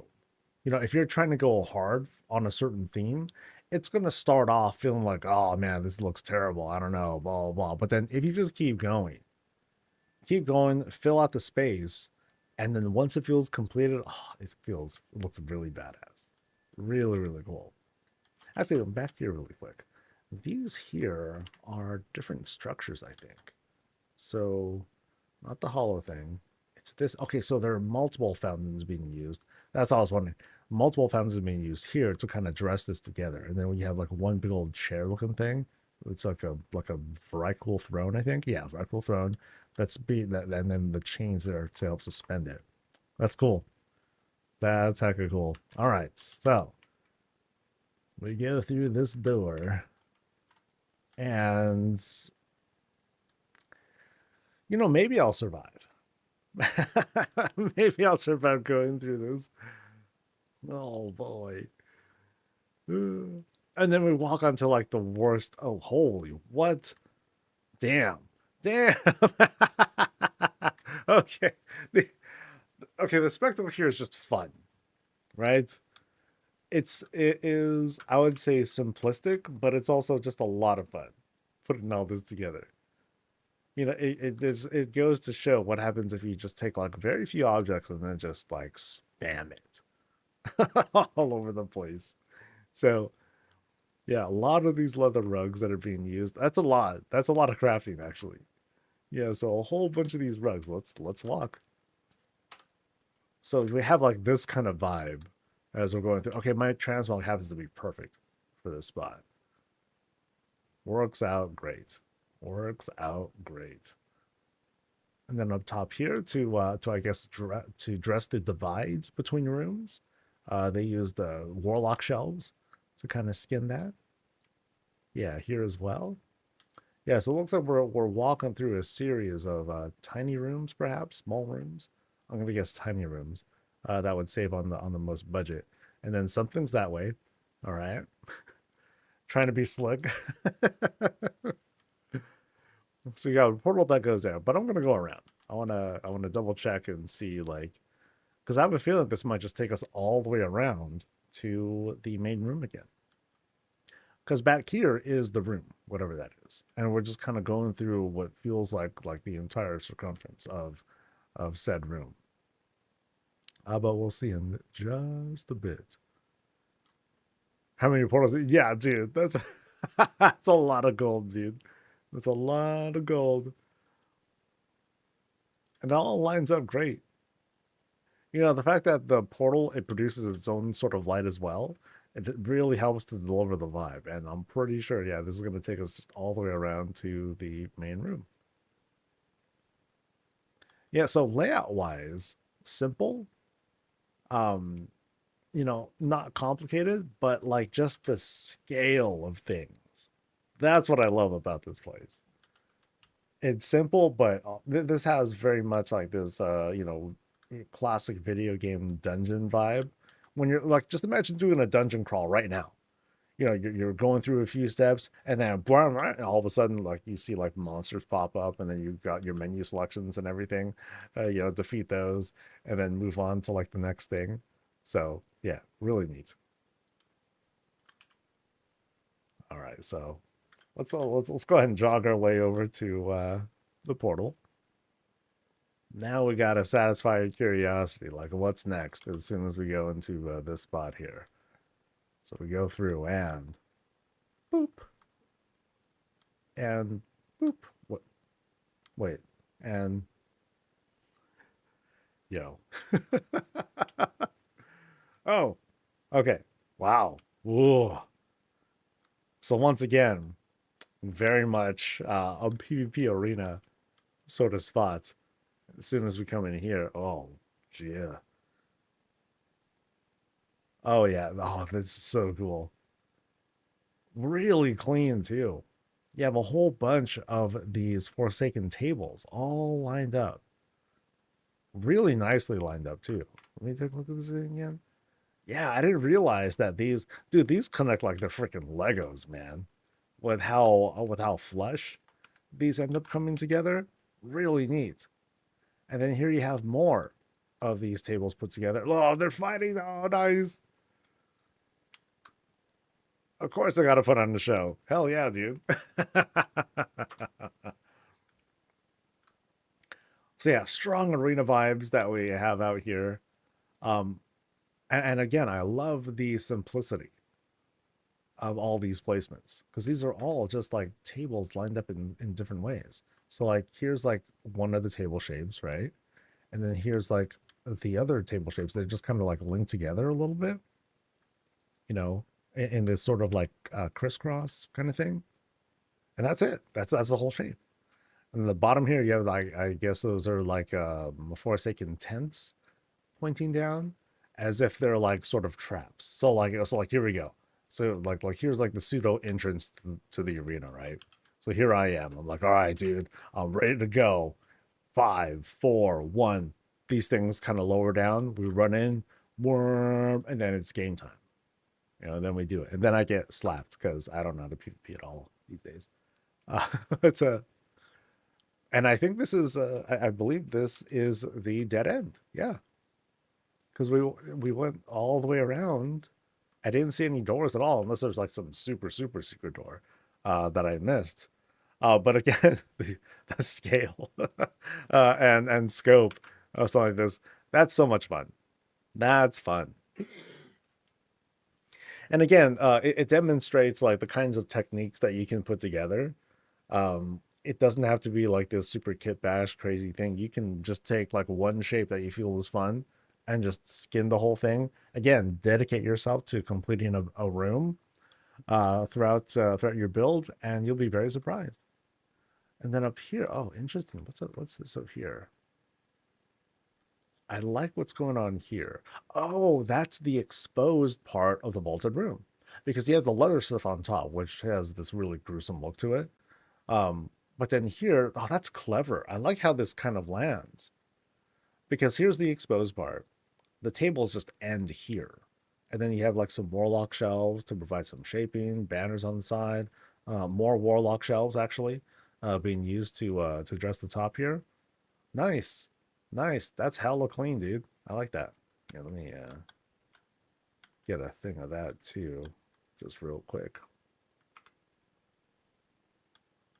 Yeah, it's the simplicity and dedication that goes into it that comes out really really hard here. Freaking, you go through like 5 portals there. That's funny. That is funny. All right. Well, thank you very much for showing me your place. This place is brutal, dude. Oh, yeah. Vibes, man. Strong, strong vibes here.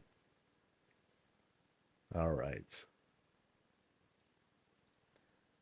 All right, next we're going into Lucret's place. Let's go.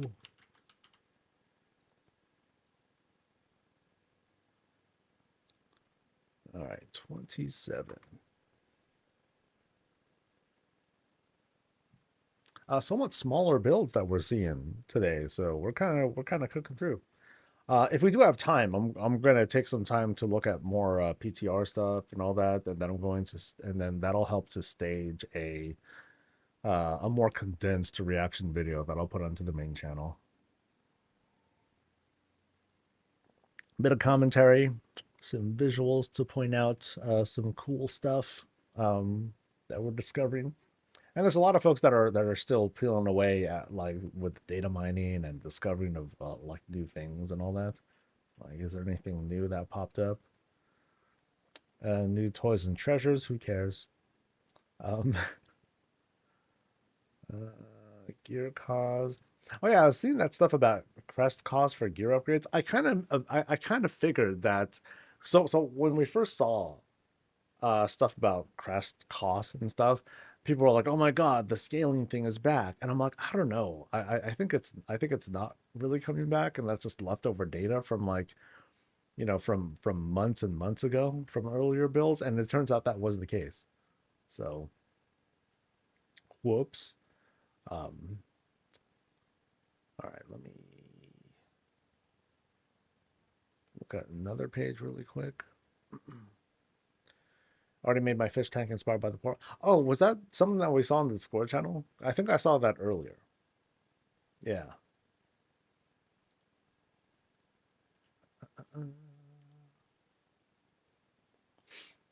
Oh, and the Icy Veins has some stuff too. So patch 1207 implemented undocumented changes to Vault of the Incarnates. The opening assault timer has been reduced to only 15 seconds. So when you know, remember when you start Vault of the Incarnates and you do the whole fly around with the dragons? It's only 15 seconds now.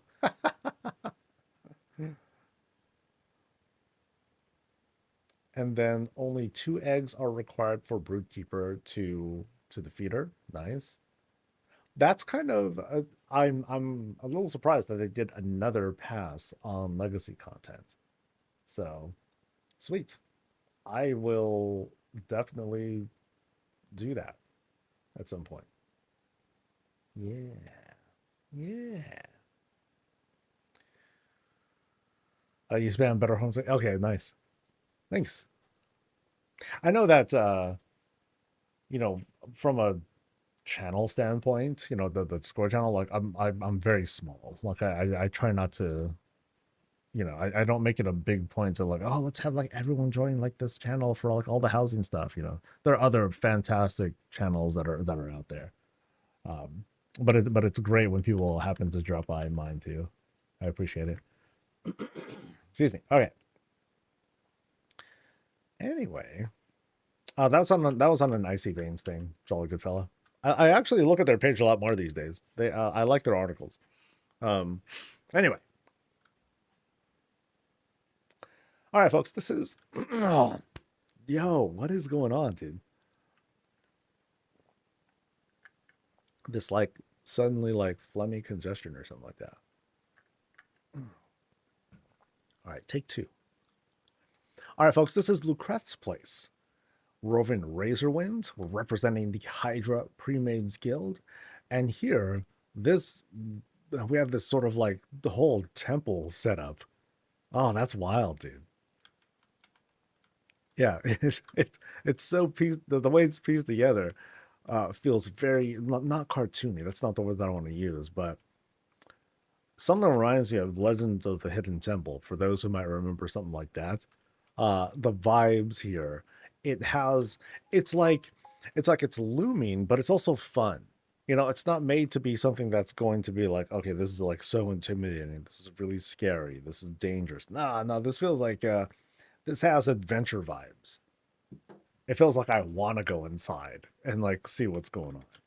So let me zoom out a bit. And we have tons of rocks. That's the budget, baby. Oh, we're on 27, aren't we? This is the best plot in all of Razor One, by the way. The highest elevation you can get, and they made it a little bit higher by adding this sort of setup in their build. So of course, house is down there somewhere. Looks like this is an orcish house. Oh, they did a pretty good job of skinning like as much as they could. They have greens to set up the back. And then of course there's like these other larger trees. These aren't really part of the build. You know, more trees to help like dress everything up. Yeah, I like this. Yeah, really good job using the available decor to try to skin everything up. But yeah, cool temple vibes. I like this, dude. That's very neat. At some point, I'm gonna work on my house. Like, I wanna make like a big gun, um, as part of as like the main part of the build. So, all right. So as soon as we enter this spot, cave vibes. Ah, these are like my favorite. I love cave setups, just because there's a certain difficulty, but ease with doing cave sorts of setups. Because one, you can have it shaped in a very unique way. It always looks different every time. But there's also like the whole challenge of, oh boy, there goes all my budget, because you're expending tons and tons of budget with setting up a cave. Now in this case, it doesn't look like we're full on cave, but we definitely set it up with the entrance here. As soon as we come in, you know, we're invited to like lay our stuff down. I guess there's like some cleanup here because hey, cave stuff. They, you know, a way to like clean things out. As for the place itself, it seems to be an area that has been not visited in some time, or at least it hasn't been cleaned up in a while. Big spider webs that are dressing each of the paths through. But I'm looking at that stairwell, and I gotta satisfy my curiosity, because a common theme that I've been seeing with this guild is that they have stairwell rooms that don't go anywhere. Not that they don't go anywhere, but then they're just like standalone rooms. They don't lead to like an upper floor. So let's see if they keep up the trend here. So inside this room, there is a carve out that they set up for the bathroom, full bath, you know, including toilets, including a plant that is somehow being cultivated by destructive fel. So this is the strongest plant in all of Azeroth. It's like, yeah, I can grow in this. It's all good. It's fertilizer. It's green. It's healthy. It's like, no, it's not that kind of green. The plant disagrees though. So may it thrive forever. Under here, dedicated chill spot. Sit, read, smoke and smoke. It's all good. Imbibe on the substances that you like. It's all good. You know, relax, have a good time. All right. So let's do this climb now. And I'm waiting in anticipation. So we're climbing up. We have like this mental decor as we go from one line to the next. A door. Oh, we've broken the trend, folks. We've broken the trend. Now this does double up as a bedroom. You know, it is primarily a bedroom sort of spot, but kind of an extended area, because like there's only one bed in this in this particular room, where they have their own little bit of personalization, books, their own little place to smoke, their wardrobe and everything. And then through here, where does this take us? Hallway. Ooh, there's a lot of doors. Oh, it's a lot of doors. Okay, so I'm expecting, you know, very much a war band sort of vibe. Now I know that one of the difficulties with any of these kinds of builds is creating like unique rooms for everyone. Sometimes it's like, okay, let's not bother making a unique room. It's just going to be, you know, it might be more like a hotel room, with how you might have, okay, a very simple selection of furniture over here. And as we go from room to room, we see the same sort of dealing. So makes it easy for us to kind of like churn through, but at least acknowledge that, okay, the kinds of setups that we have here, has a kind of like a hotel vibe. That's what I'm getting from this. Yeah. So we'll go through because, hey, we might be surprised. We might all of a sudden go through the door and then just fall through something like, oh, and then all of a sudden word fell land. Like, oh no. But otherwise, very tight setup. If they wanted to make something, so what's cool here too is that if they wanted to, I'm not saying that it is, but if they wanted to, they could make the claim and say, oh, these are like kind of placeholders right now. Once the time comes and I give myself some more time to really personalize these rooms and make it feel like a certain character or a guildmate like owns these places, then it'll have like this whole different sort of approach. So that'll be very cool if when the time comes. In the meantime, though, I'm going to tell the story, fake story, whatever, of hotel vibes. So it's like, each of these rooms, really simple setup for the most part, not too much of a differentiation. But you saw on the side over there, as what I just walked by, big old coffee bar.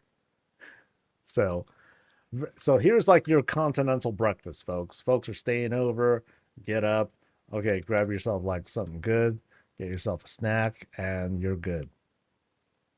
Let's go. So, place for guests is what we might be claiming here. That's cool. That's cool. It's a brothel? Holy crap, really? Damn. Okay, if this is the brothel, oh man, this place is filled. Oh boy.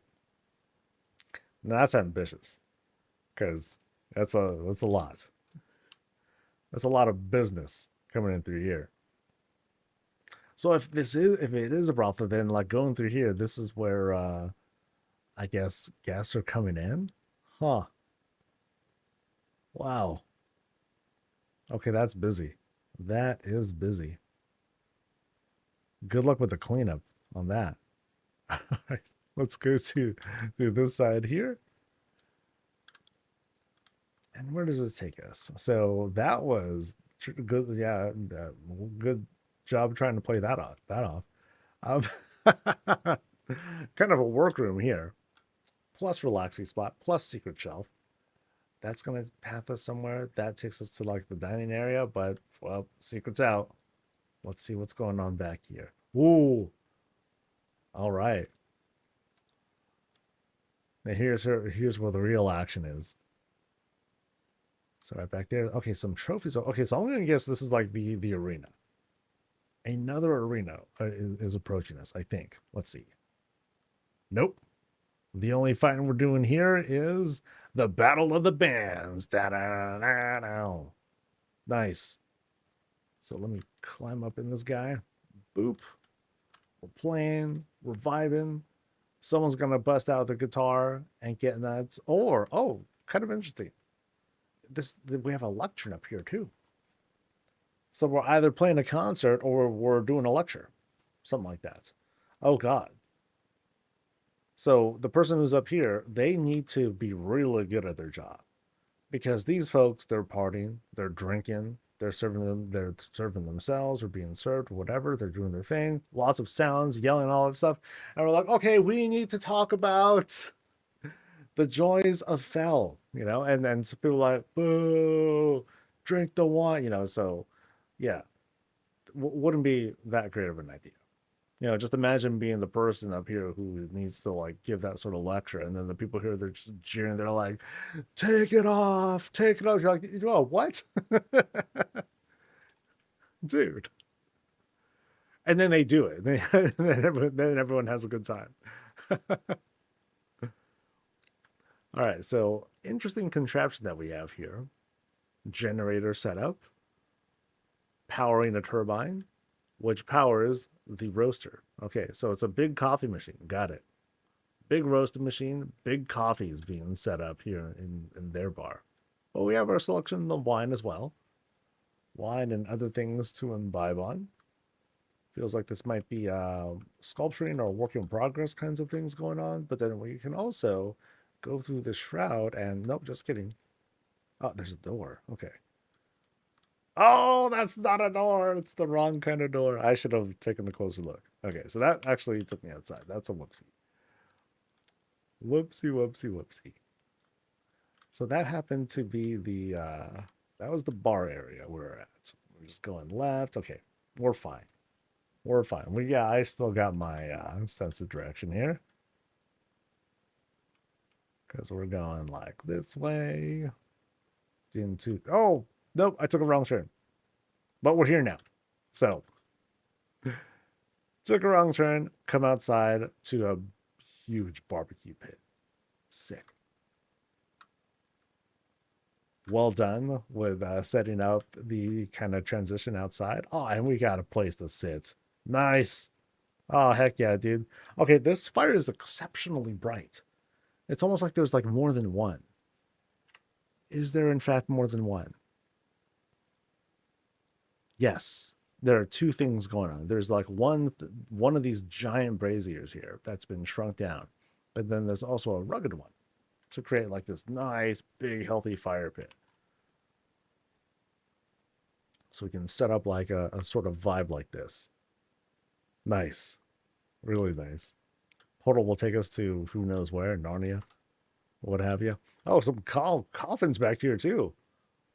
Huh. It's like they smuggled stuff in here and then they smuggled a giant pig inside the spot. Interesting. All right, so right over here, you know, more foods to be had. Lots of greens. Oh, wow. Okay, that's intimidating. Just all of a sudden, Eye of Acris. Right there. Watching over the foods and all that. Yeah, great dressing with the entrance back there too. And now we have this kind of illusion. We would want to be able to walk through that and enter another room, but that actually takes us outside. So it's for the ones who lost. the losers table. Oh no. This is where they would need to like think about what they did. It's like, remember, you know, open up with the 1 minute, wait 30 seconds, then you hit your 2 minute, then, you know, then you burn down the healer. Like that's how you got to do it. All right. So we're going to took kind of a wrong turn, but we will recover from this somehow. Ah, that's right. It was the secret bar. Yes, the secret bar. So go through here, through the portal, and here we go. So don't go that way again. That's the different sort of back room. And remember, this is a secret bar.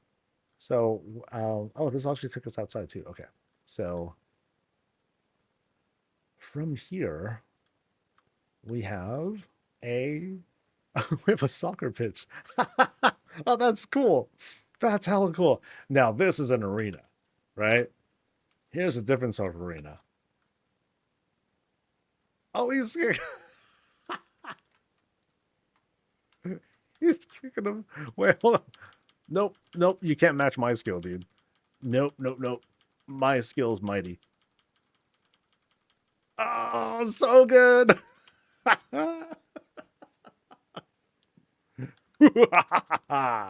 Nice. Oh, this is fun, dude. This is fun. So they're doing beams. Yeah, yeah, it's painted with beams. That's what's doing the lighting and everything. Snacks on the side, Horde side there, Alliance side there. Now this is a cool arena. Yeah, that's dope. That's hecka cool. We got our bleacher set up as well. We have a seat here. Nice. That's cool. Okay, love the dressing back here too. It's just like a backyard soccer field. Quite opulent and all that. That was even better. Got in his own home. That's hey. If I can flex, I'm gonna flex, dude. I'll be ruthless if I'm able to. But then otherwise, if they throw down the dual flag, it's done. I'm gonna just run away, or I'm just gonna sit there and just get wrecked. So there's the ref or the boss. They're doing their thing. Fun though. Really neat setup. Yeah. Get this kind of going with the whole soccer field setup. That's neat. That's really neat. Love it. Actually, let me go do one more shot like that. Yeah. Very fun. All right. So from here, yeah, that was like that was like a working spot. That was the entrance out, the exit out. It's kind of funny how this happens to be like a secret, you know.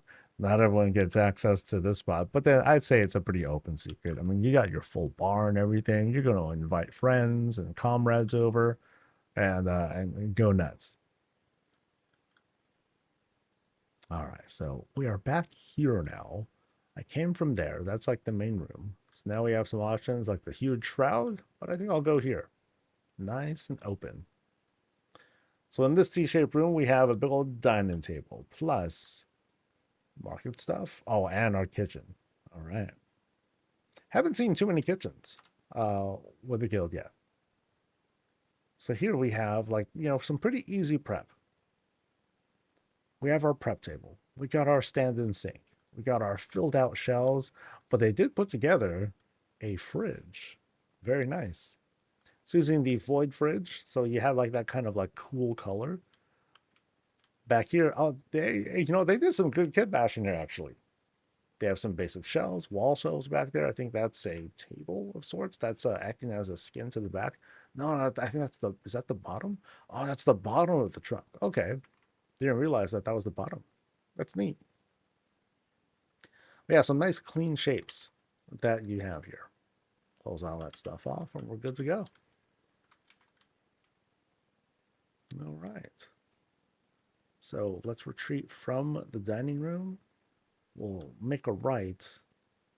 Yeah, we'll make a right and we'll proceed. Now what's behind this big shroud? I don't know. Let's see. Boop. Ah, this was the barbecue pit that we were looking at. All right, so there was that. So yeah, that was a secret shelf. And so let me just kind of like jog back through, make sure that we've explored this whole side here, because I think we've seen all the rooms. Yeah, this was the upstairs spots. That was the carve out with the bathroom. This is the brothel. It's 1, 2, 3, 4, 5, 10 rooms. Wow, that's crazy. A 10-room brothel in this spot. Yeah, thanks for showing us your place, dude. Nice. Nice. And probably lucrative, too. All right. And then we have one more spot.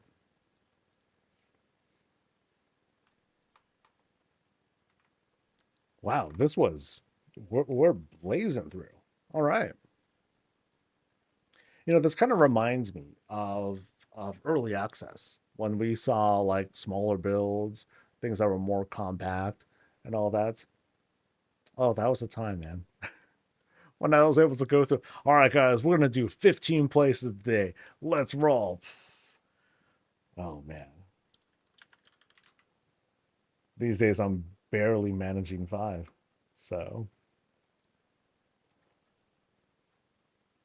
no, small builds are great because it's, you know, I get lost sometimes. Like I'll start to lose myself in like these bigger builds, and I'll almost start thinking that I'm looking at like multiple houses. I'm like, oh man, this is sort of like throwing me off. And you know, so that turns out to be a little bit of a challenge.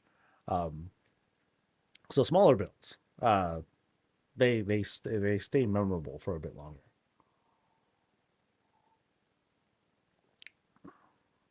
And another thing that I noticed too with these larger builds is sometimes the cohesiveness isn't quite there, and it's mostly because this is just me predicting here. Folks are building, they have a cool thing, and then they think of another cool thing, and then they think of another cool thing, but they can't just go back and delete their build because it's just gonna be gone. That's that's gonna suck. So again, like the whole what's coming into this patch is gonna be very transformative because of the whole copy paste thing. Because of copy paste, people will now have the opportunity to save their build and then start cutting up their house into multiple pieces. Because remember, you can save up to 50 blueprints. And from that, you can kind of like section off your place into a separate blueprint again and again and again. So that way you can do all sorts of rearrangements with some finagling. And from there, you can have, okay, let me just have this house that has a more set theme to it. Let me just take this room out for now. It's not needed, but I really like the room. I don't want to lose it. So at least you have the blueprint of it, right? So I think we're going to see, we may potentially see smaller builds or have ones that are at least more cohesive in theme. You're not going to see like, oh my God, this huge transition from one thing to another. But if it does, then it might make a little bit more sense rather than just be like, okay, this is just like, okay, it just kind of seems to be there. It's cool, but as for like the overall construction of the things, it just seems kind of random. So anyway.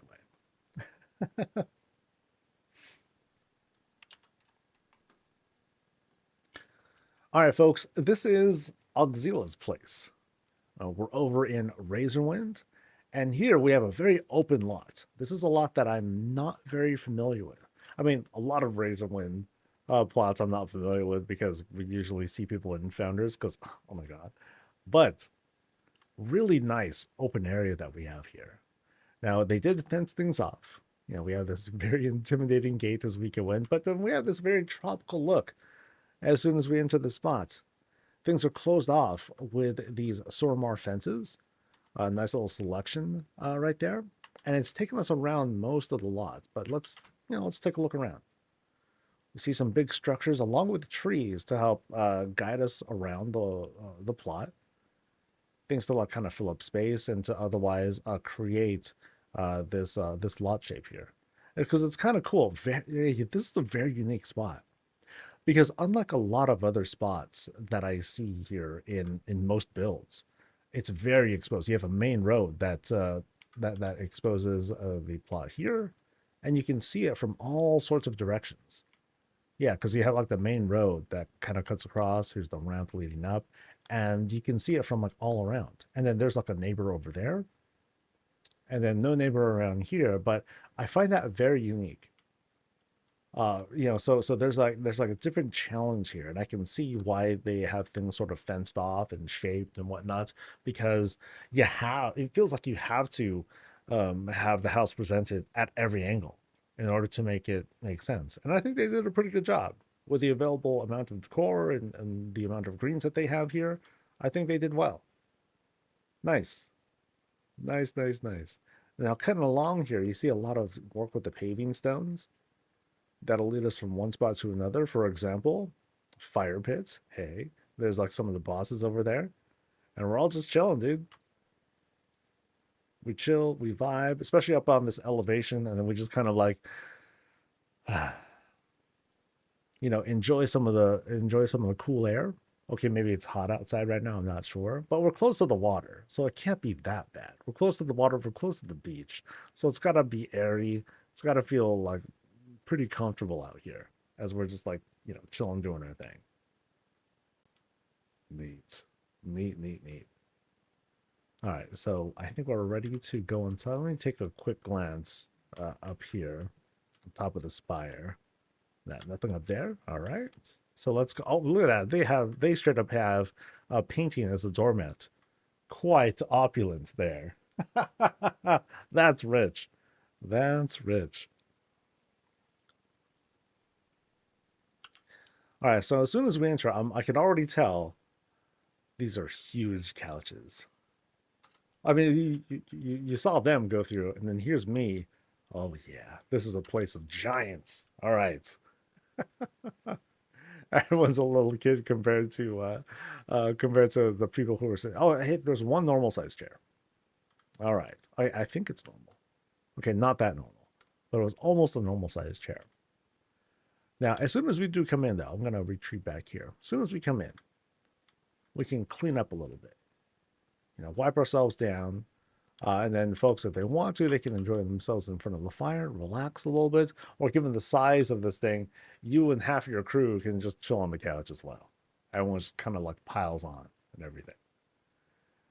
All right, now we have a path to our left. We have a little something to our right. Let's go left and see how this goes. So strong Blood Elf vibes as we're going through, but also, bits of different representation here.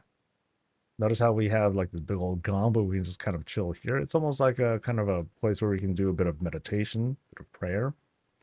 And whoever's in here, they're in the zone, by the way, because people are walking through here and they don't care. They're not going to notice a darn thing.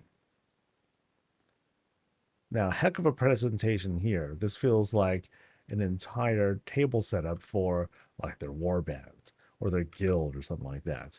We can already see just right outside. We're invited to go outside. First off, let me get some drink and all that, and then take a look at the rest of this room here.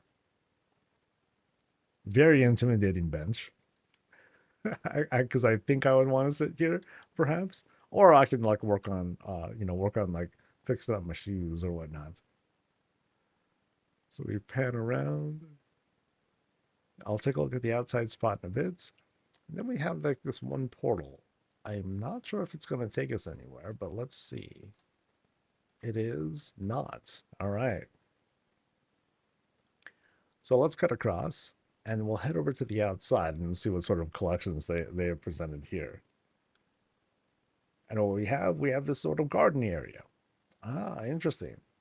So in this case, very interesting setup. So it's a good demonstration of like throwing down a bunch of these rugs, and what they'll want to do, just as a bit of feedback. I know I don't want to give feedback on these group visits, but what they'll want to do afterwards, they'll want to use the advanced mode, and then select each of these, flip them around, and then you'll notice you'll have that blue texture on there, and it's gonna have a solid shape to it. This looks fine, honestly.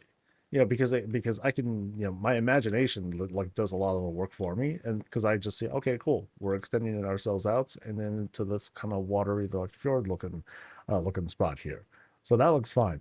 Aesthetically, if they wanted to, they can also flip them around, and they can have a more solid shape. That way, it has this more convincing feel of being water.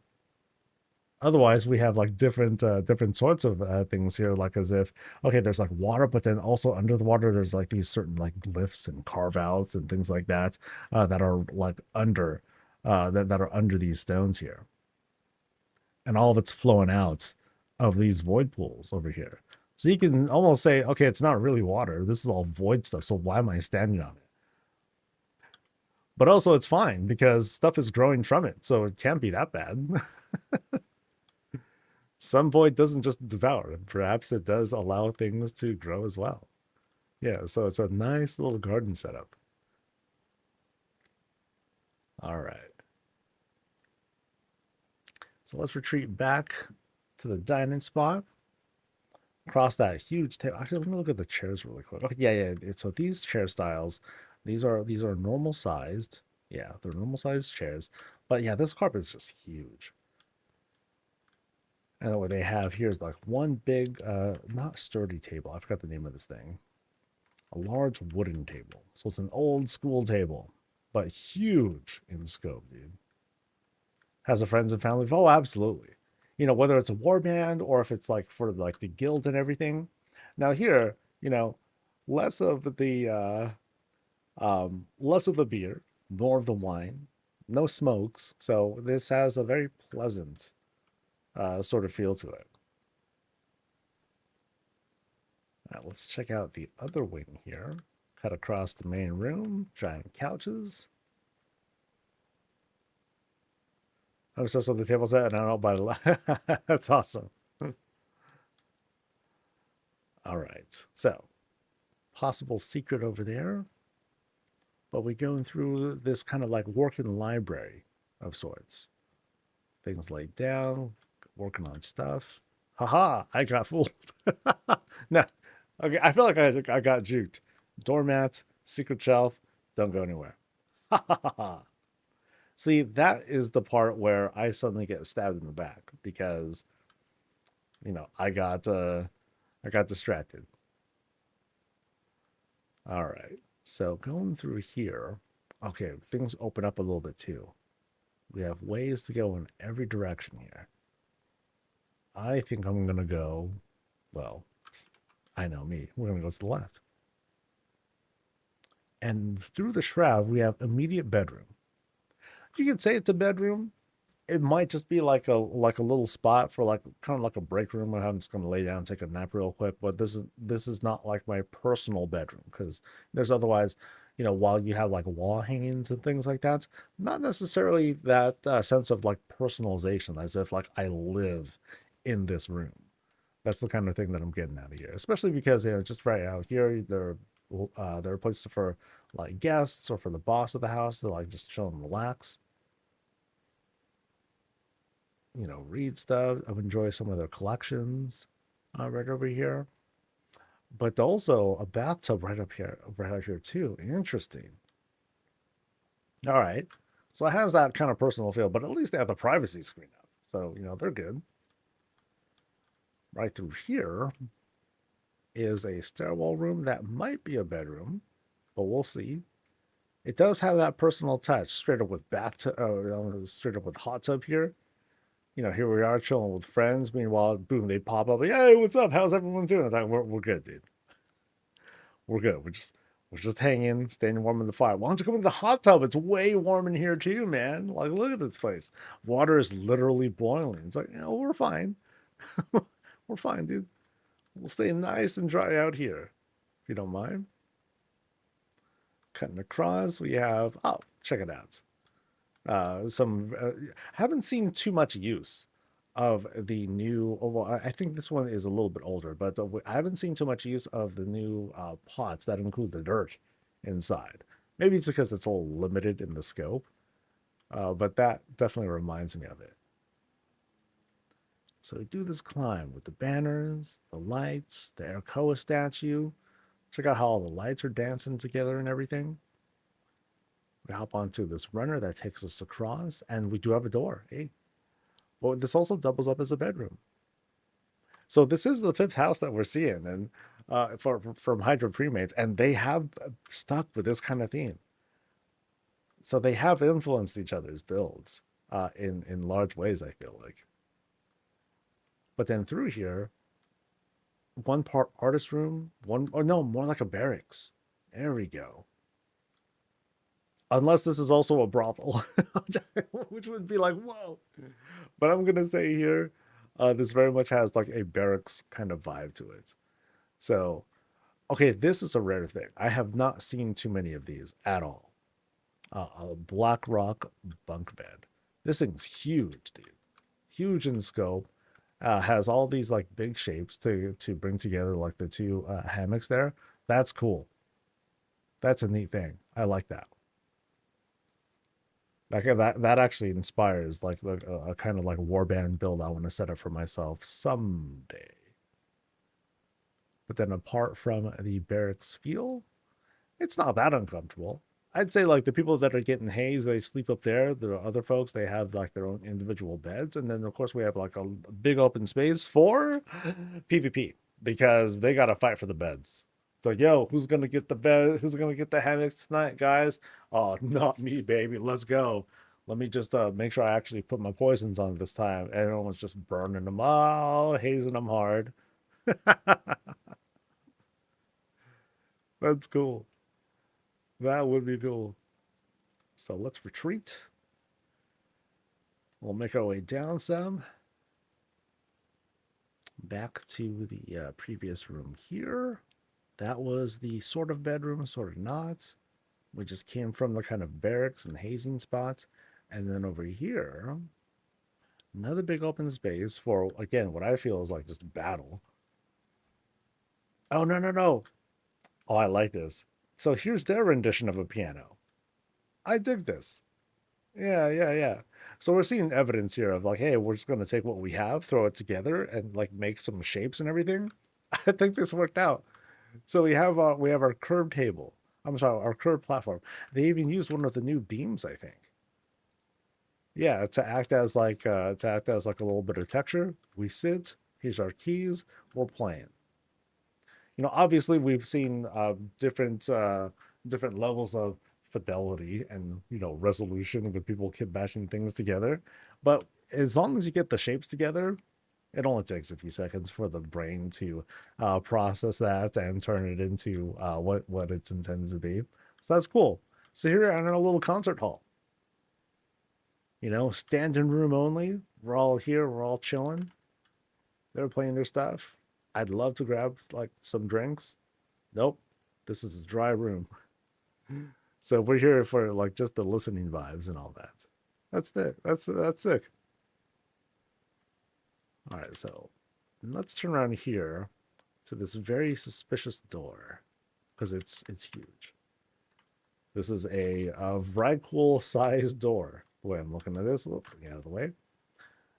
Oh, then here's the drinks. Oh, okay. So I'm gonna grab this stuff and then come out here, do my listening and everything. Otherwise, here you are where all of the drinks are stored. Nice. Oh, and things are being processed here. They jammed this stove right in here. We're putting stuff together. We're prepping things. Like different spiced wine or spiced condiments that we can throw into the coffee and everything, enhance the flavor. Let's go. Inside there, sort of a closety space that they want to put together. All right. So let's go back out here. And I think, actually, does that take me anywhere? I don't think this takes me anywhere. Yeah, that should be a dead end. Yeah. Sometimes I look for like, okay, maybe there might be like weird gaps in walls. It's like, suddenly, nope, it's a secret room. I think we have seen the whole place. Yay. Oh, I just noticed these here too. Nice. Extra firewood planks. See, it's kind of fun here because in this case, because they're painted red and all that stuff, it's like these aren't things we chop down, right? These are things that we've scavenged from the dead. It's like we went around, we tore down someone's house, pulled it apart, and now we're using that to like light our fires and cook and all that stuff. Brutal. Absolutely brutal. But I think we've seen the whole place. This is fun. Now, not much of a highlight, but they did put in the notes here that the person who put this house together is 81 years old. So, pretty young. Unlike us, we're like what, 30 almost? Sheesh. That's nothing.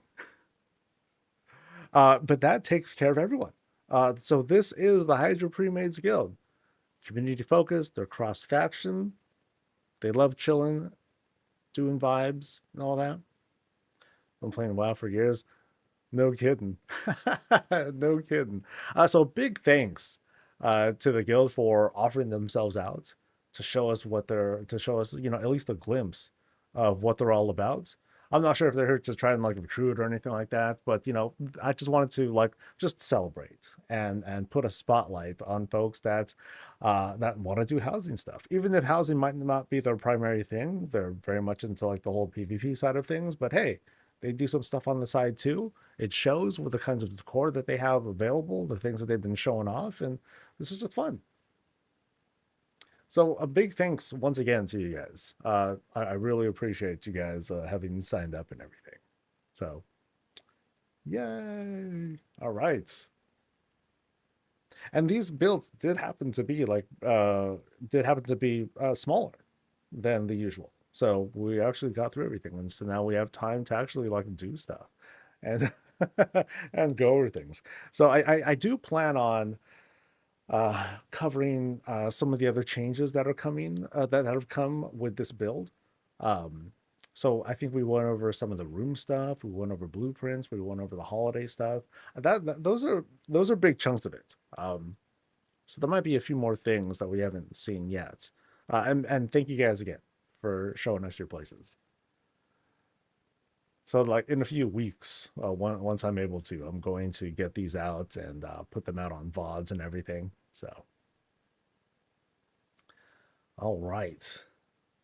So where am I headed now? I'm heading to the Peter, actually. I'm going to head to PTR. I'm going to see what other stuff there is to like kind of check out. Oh, that's right. There was this thing about artisan rooms. I just need to find that. Yeah.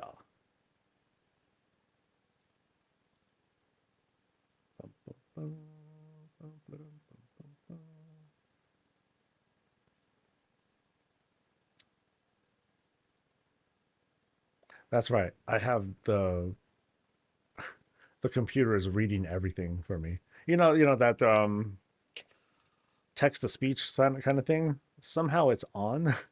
I haven't turned it off yet. And it's kind of funny. Like it does a pretty decent job of pronouncing most of the names, not all of them, but most of them.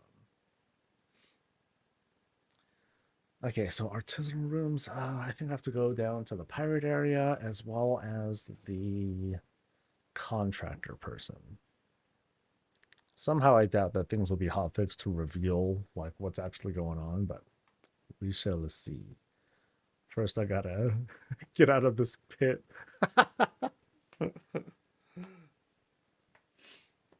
Oh, it did default on? Oh, okay. I thought I just turned it on at some point and I just left it on. All right.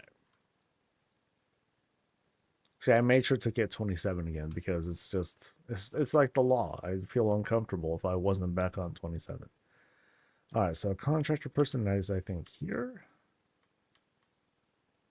And so, can I do upgrades? No. Okay, that's what I thought. So here's the thing, this thing about artisanal room plans. So there's like 8 selections, and they cost community coupons. But what is it? We don't know. These things don't show us anything, so they're either super encrypted or they are just not there yet. I have a feeling they are just not there yet.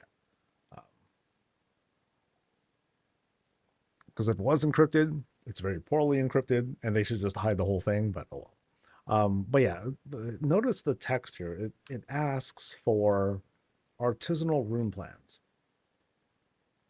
So I'm gonna guess here that these are one-time purchases. Once you pick them up, that's it. They're unlocked. I'm not going to make any assumptions about the costs. At 50 coupons, that seems really cheap for whatever it is that we're going to get, assuming that it's going to be like a permanent unlock. I would be loath to discover that, let's say, for example, like the skybox rooms. I don't think I would be happy if if these artisanal room plans were consumable as well. So it's like, oh, if I want this special room, I gotta buy multiple of it. I don't think that would be great. Can I use the control key to preview? No. It's not it's a PTR bug where the item is there, but it's not listed against anything. So there's nothing for it to attach to, which tells me again it's either encrypted or it is just not there. Maybe we collect our craft artisanal rooms that have different finishes, perhaps. Now, of course, there might be nothing. This might just be a PTR thing, and so while we're seeing these things, it might not pan out to be anything. But then here's like another thing. Here's an artisanal room planner. So 1, 2, 3, 4, 5, 10 of these things. So there seems to be 2 extra things. These cost like 75 of 75 tokens or coupons. I'm sorry, instead of just the 50. So we get a couple more here. But what is it? I don't know. Hey, mouse. Oh, I think I saw one of your things on Reddit. It was like this whole Japanese style thing. I'm like, God, I hate them. gross. Oh my god. Jeez, dude. Um, that no, that looked awesome. Some great work there. Now, as for these artisanal rooms, the fact that they're here, does that mean anything? I don't know. Yeah. I'm not sure what to make out of it yet. I mean, we could speculate all day as for what it could be, but right now there's so little to go with that we can't really take that really far. Extra room plans. I don't really want to build my two houses again. I mean, of course you don't have to, right? Just because a new option comes up does not mean, okay, well, time to do a new thing. But from observation, we do definitely see like, okay, as new things happen, or as there are new builds or new techniques figured out, people will make decisions. They'll be like, okay, I'm gonna make a brand new thing. I'm gonna do a full teardown. But here's the thing again, it's like there's that sense of, ooh, I'm gonna rebuild my two houses again. But before that, you can save them, right? So it's like, cool. I'm going to tear this thing down. Oh, I'm going to save it first, then tear it down. And then I'll start rebuilding. But then if I'm like, okay, I want to do a thing, or I don't want to work on this right now. I want to just go back and, live in my own, my original house. I could just pop it back up again. So yay. What do you think about sharing copy strings on Patreon? I wonder if that possibly violates TOS. Good question. It's worded pretty vaguely. Let's see. Can I just pull it up this easily? So something. Can I say money? Real money features. Refund the money. BattleNet balance. Real money. I don't think it's going to show with this one. Because that's the Blizzard TOS.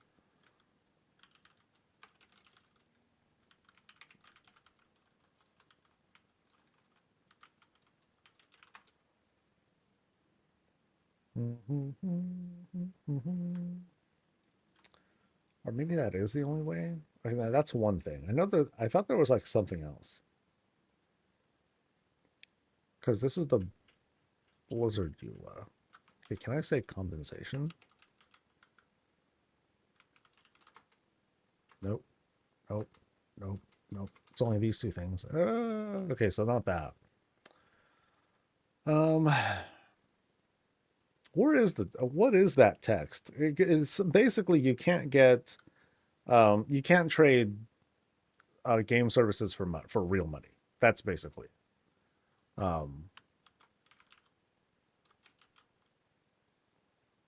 Beta says real money features. No, doesn't show it there. Damn it. It's kind of like selling add-on settings though, which is okay. That would be kind of the gray area that I would live in. I'm scared to ask them because better to say sorry after. Yeah, I don't know where their legal agreement is. Actually, can I just go? Can I access it from here in game? Like from the main menu or whatever? So if I go back and maybe menu, create account. Nope. Oh, log out. Nope, nothing there. Menu? Nope. Well, that's not it. So bugger. Dumark. Hey, what's up? Have I played Once Human? I have not. No. Heard about it, but yeah, I know. Wait, that's the one where you have like zombies or something like that? There's like a zombie invasion sort of thing, and then you got to protect your house and all that stuff. Yeah, I'm trying to find the their actual thing.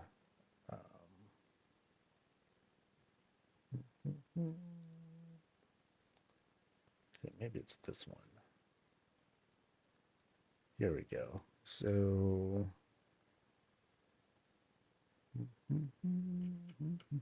oh wait. Older Diablo user generated content.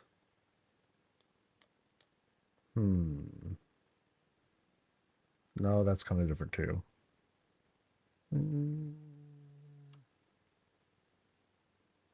Terms of sale, blah blah blah. Okay, that doesn't do it either.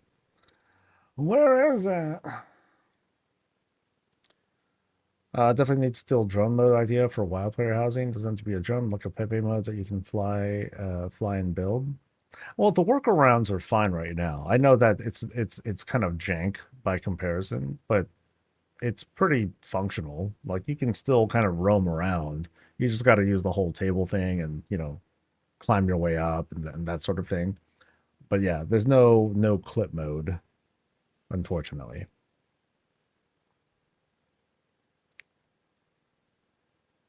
Yeah, I wonder what the demand on that is really though. Because like with how the builds are, you easily start flying through wall. Like I guess what would the intent be? Would we want to be able to like fly through walls and everything? I don't know. And we have been able to accomplish a lot with what we have to. All right, let me go back to those for now. I am failing to find that whole EULA thing.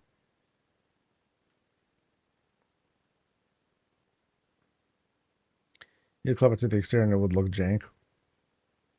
I mean, the whole point though would be like if there was a no clip mode, you would very much be in like first person mode when doing it. If you have no clip plus plus camera angles and distance, then that would be like really weird. So that's right. Enter house and die. Okay. This I love though. I do generally enjoy that.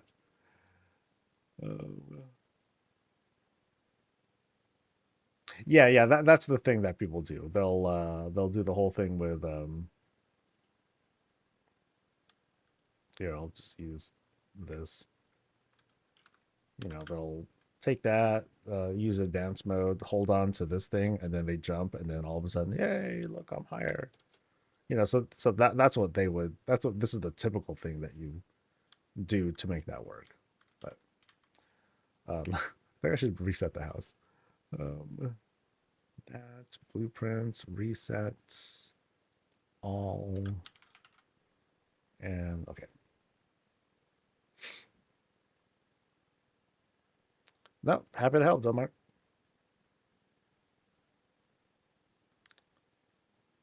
Yeah, so basements are now possible. So, yo, reset, buddy. All right, resets, confirm. Uh-oh.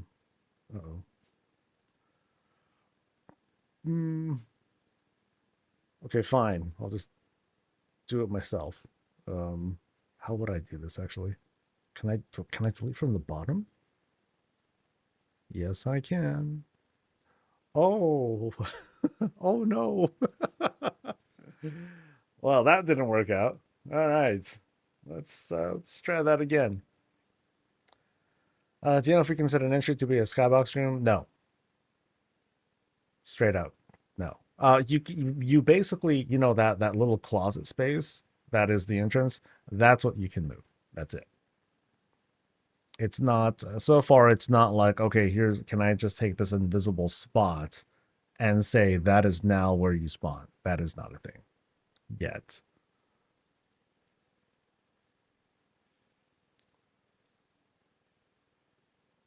I hope I didn't break this. I'm like, oh no, can I not reset my house anymore? All right, so let's try this again. I'm gonna edit floor plan. I'm gonna go all the way to the bottom. I'm gonna try to delete the room. Uh-oh. I think I should go to the Alliance house now. and we'll resume our experiments there. Ha ha. What's up, Macho? Actually, I don't even need to go inside the house. I can just show off some of the decor outside. That's fine too.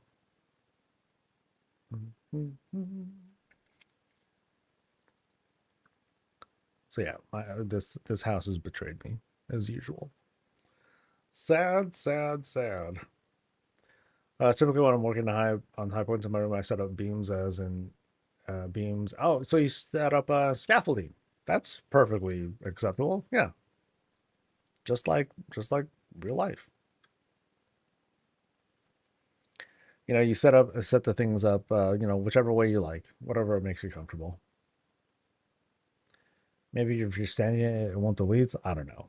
That was a client crash though. So that something else happened there. I'm not gonna bother with it. I'm just gonna like take this and like set it aside and you know, all good. So I'm just gonna put some stuff up. So here are the stairs. Tiny stairs, yay. Uh stairs. And then here is this the large one? So this is the large wooden tile, by the way. And then by comparison, here is the large platform. Actually, let me do this differently. So platform tile. So you can see there's an obvious like size difference. The tiles, they cost 3. All of them cost 3.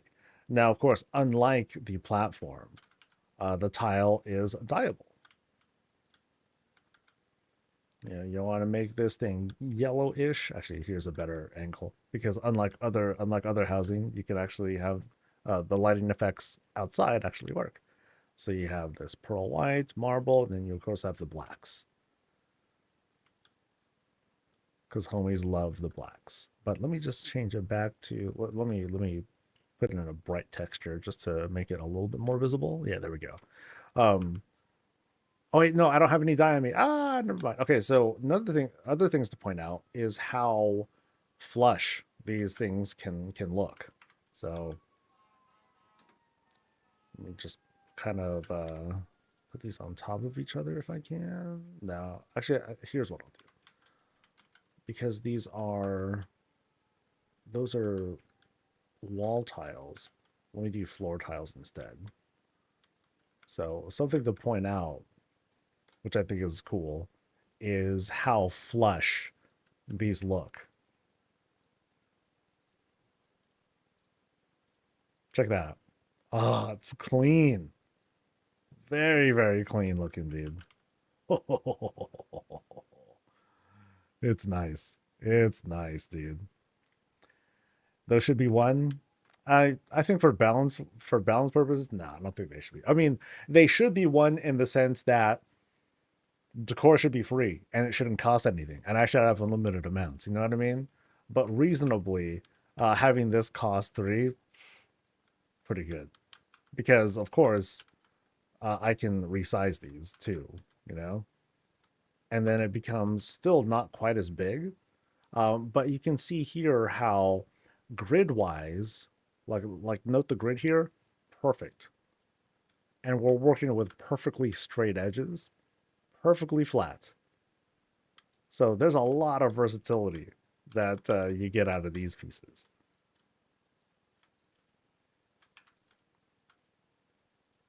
Now put these things on these ends here. Actually, not perfect. There we go. Boom, boom, boom. Clean.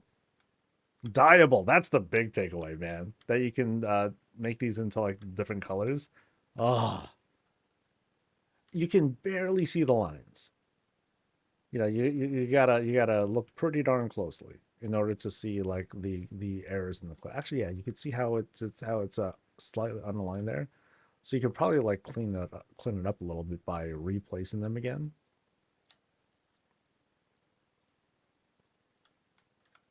but maybe it's not perfect. Oh, it's not like super duper perfect. Oh, you see what that is right there? That is literal dog shit. I'm just kidding. So what if I do this? What if I rotate these a little bit? No, it's gonna come out the same. Yeah, so the way that they line up isn't like super duper perfect. Yeah. Oh well. So that'll be feedback, you know. Basically a bug. Um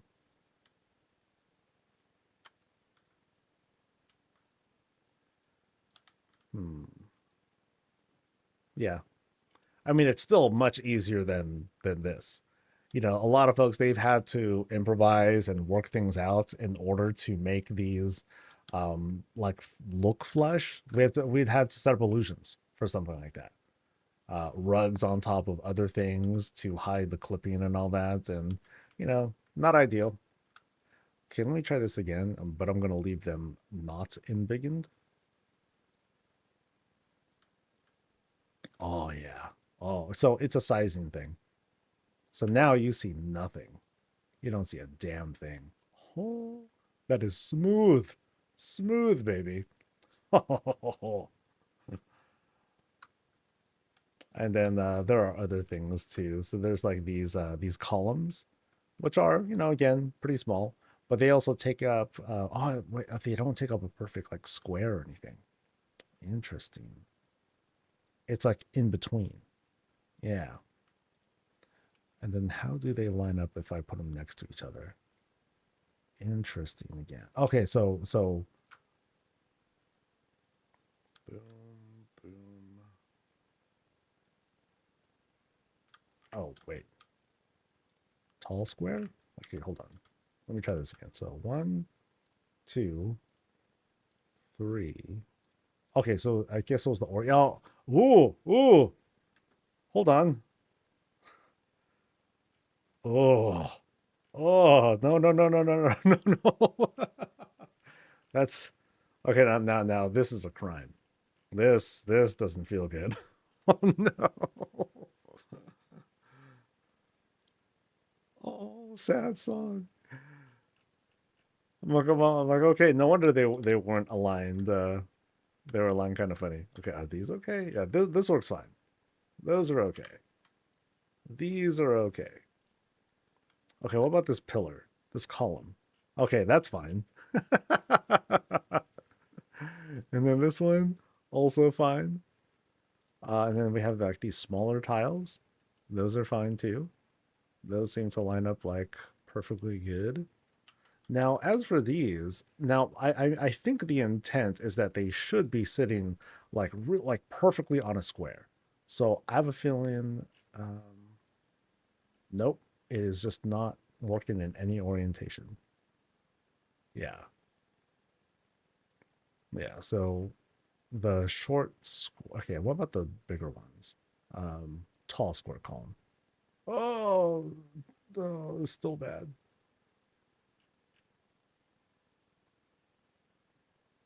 That's funny. That's funny.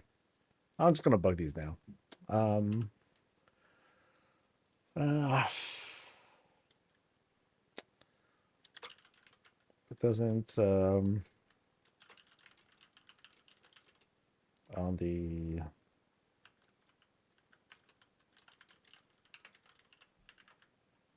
so that's the tall square, and then here is the short square. So that's funny. I guess another bug to put out would be with the pet stuff.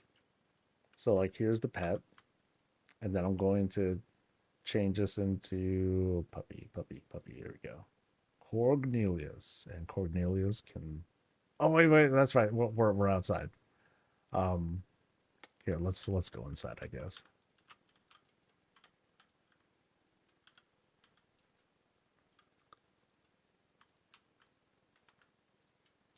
So basically, the bug is for pets, the floor is lava. for to kind of make it seem simple. You know, here's what. Okay, here's what I'm gonna try to do. I might end up crashing the client again. I'm gonna move the entryway, to the bottom again. So, um, move room, floor 3. No, I want to move to floor 1, buddy. Floor. Wait, I can't even. Wait, I can't go lower. What the hell?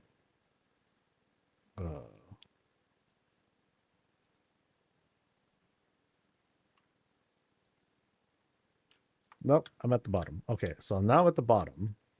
So now, what if I want to? Here, I'll try to do the reset thing again, and see if that works.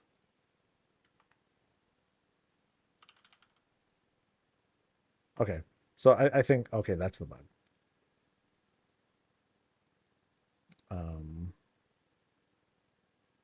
How do I say that? Shoot. Maybe I'll just write the bug as is.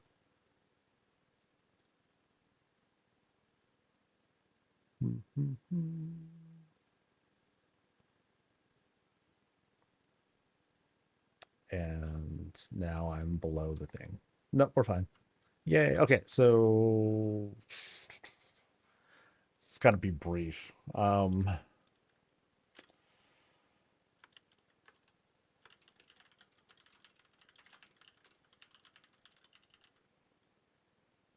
Move things to the higher floor. Saw the option to remove the lower floor and crashed when trying to do so. Something like that. Anyway, so pet stuff. Pets. Things. Actually, what if I do a big pet? Does the pet get bigger? I haven't looked at that yet. So I'm going to assign a baby blizzard bear. All right, so oh, he's walking around. Nice. Okay, cool. Do stuff, buddy. Oh, yay. Okay, so let me give it something to do. So I'm going to give you this ramp. And I want to see if it happens to like climb the ramp at all. And then I'll put like a... Actually, no. Yeah, I'll put like this table up top here just to see what happens. All right, buddy.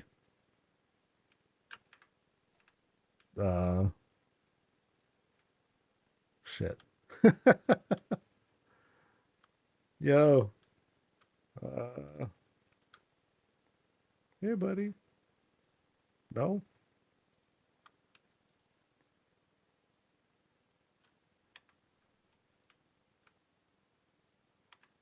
Nope. He's shy now. He don't want to come out. Okay, let me bring out the other pet bed.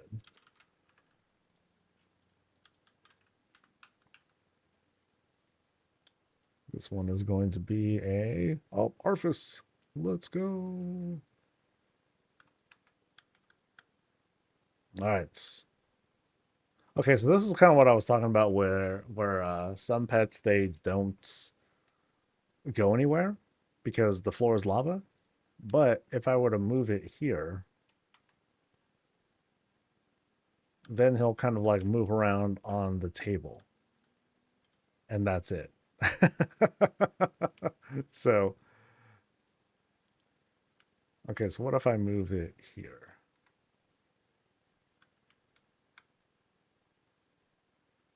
Here we go. Oh. Kind of got on the floor, but kind of didn't. So I think the pet behavior might be a little bit different. Meanwhile, this one might just get funny because it's resized or something, perhaps. So I'm going to put this here. I'll do the baby blizzard bear again just to see if that makes any difference.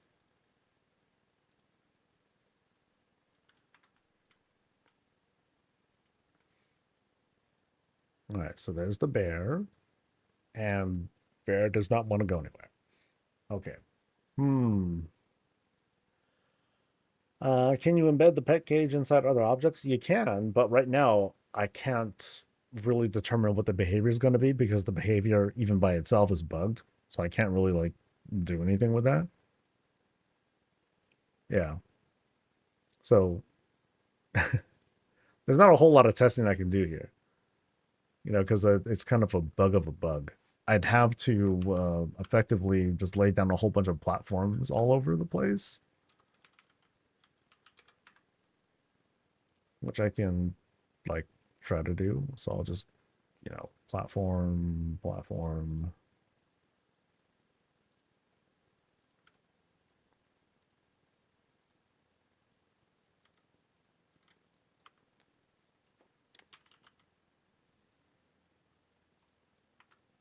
Now let's see how they behave now.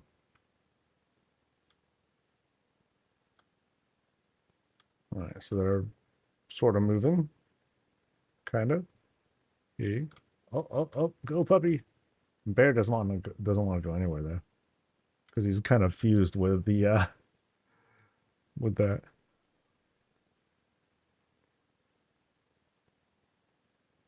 Oh, yeah.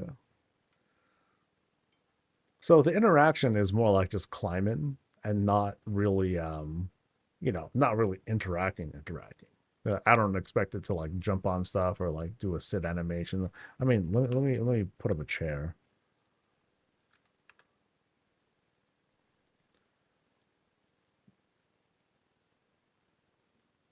Yeah, so right now it's just kind of like climbing on stuff, and poor bear, oh, he's struggling. But then yeah, if I were to try to do something else, where like let's say, if I tried to make like a hidden spot where the you know, and just cram a whole bunch of pet cages in there, I don't think that's going to work out so far. Um, so like if I jam it in there, okay, that's already kind of an illegal move. So if I do that, oh, puppy. Oh no. Oh, okay, I feel bad for him now. Bummer. You can have 10 pets. From the PTR notes. You can have 10 pets. Okay, so I need to delete the cages.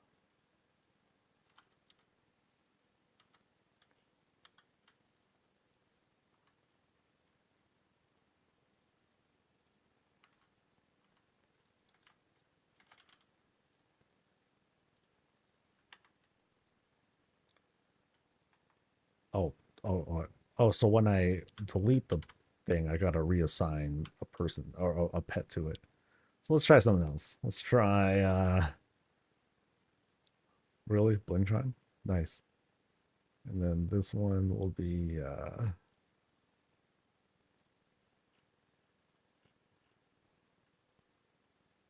there like a giant pet? Oh, let me do Delver.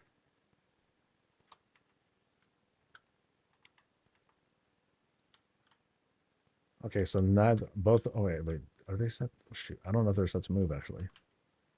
Yeah, stationary, roaming. All right, come on out. Yeah. Oh, dude, freaking Blingtron's juicing it.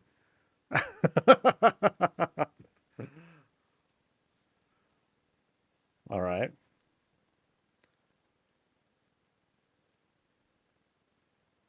Excellent. Excellent. What about the Squire? Good question. I thought that that's one of the things that they said that they would not do. Nope, I don't see it here. Now, keep in mind, this is PTR, and do I even have the Squire on this guy?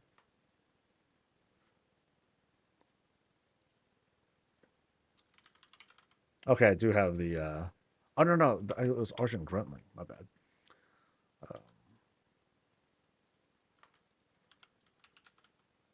Nope. Yeah, so I think things that are specifically humanoid, nah, they're not gonna be. They're not gonna be a thing. Okay, so these guys are working out fine.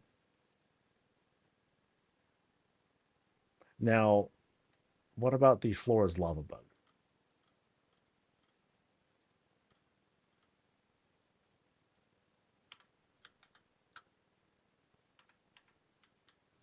Now what? Okay, I don't see him at all. Did I reset their things? No. Roaming. Yeah, so I think there's a logic bug that's happening here. Like if there's nothing for these for the pets to refer to anywhere in the build, they'll just break. So I guess that's kind of understandable, but let's see what happens when I put something in. No change there. So what if I put it on top of these?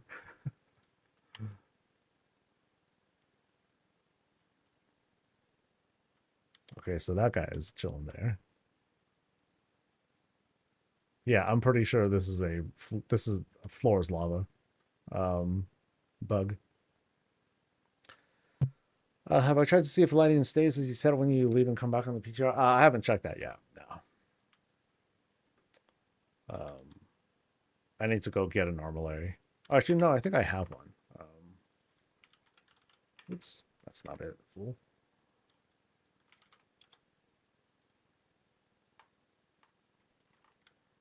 So to make it easy, I'll just set it to midnight, and we'll leave it like that for a bit. All right, guys. Okay, that's really creepy. But you guys, good luck out there. We'll sit for a bit. I'm gonna give it a full minute and see if it resets. Now, mind you, PTR, even if it is intended, and I don't know if it's intended, it might not work. So there are lots of things in housing that just don't work right on the PTR that we may not see manifest until it actually goes live. So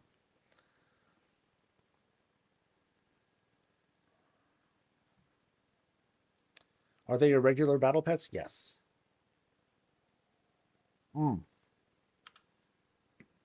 I forget where I can buy more of these actually. So let me take a look. So cage. All right, so I can buy them from vendors. Agritha and Periwinkles. Alrighty.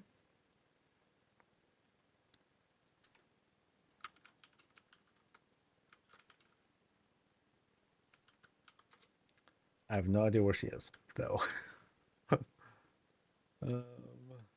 You can have the pets outside, but they won't go anywhere. That's the only thing. Okay, let me see if I can. She might be a new NPC. Yeah, she's new. Any idea where she is? Because I ain't got a damn clue. I want to buy like a whole bunch of pet cages. Like here's the holiday person. Oh, I see you. I see you. Hello. Pet decor vendor. Okay, what else we got though? We've got little jank murlocs. Yeah, these are the okay. I would like these too. Oh, they got feats too. Here's the pet thing. Okay, what do you sell? You sell a Pepe. Collect the Pepe decor, and then you can buy like a bajillion of them. Okay, and then I can buy all these things. Now I have many cages. Oh shit! Let's go. Yeah, it would be at most 10.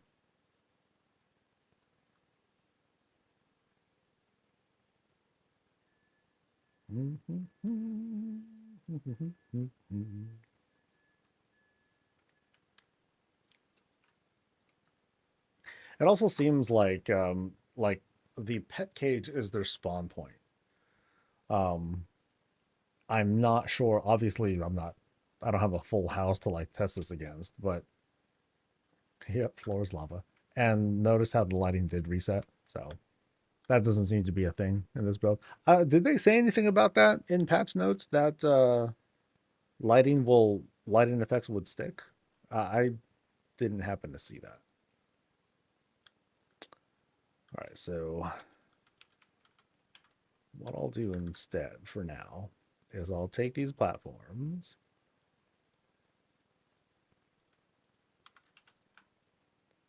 and we'll embiggen these guys just so we can have like this at least kind of a sense of floors for the pets to like walk on and all that. And hopefully they can walk on these larger floors.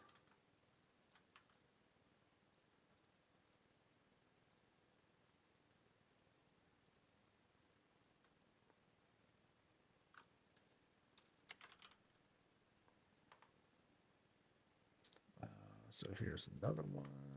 And can I just say pets? Okay, cool. Pet works.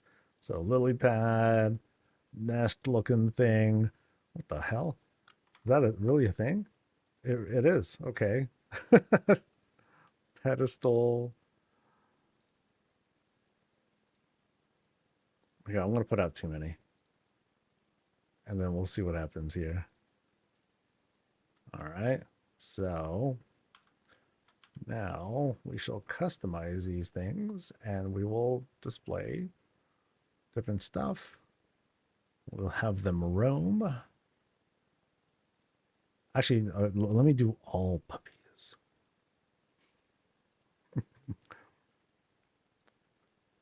Because you can have the same puppy over and over and over again. And so we shall do that.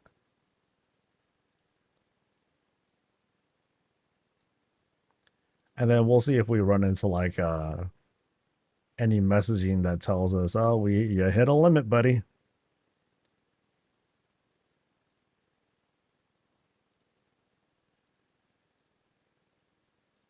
I want all these dudes to roam. Puppy in the nests? Absolutely. Absolutely.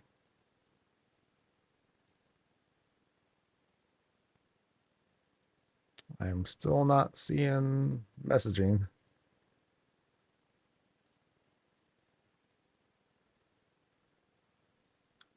Okay, so did I do all of these?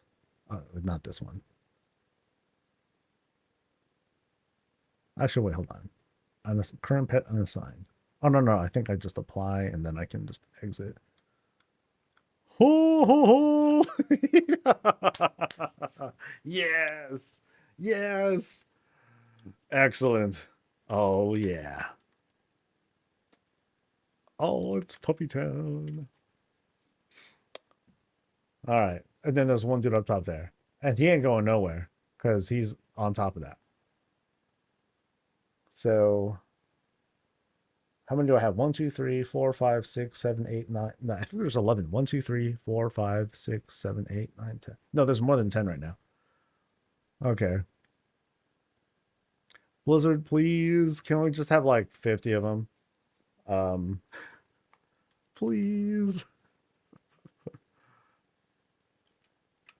So let me hold on.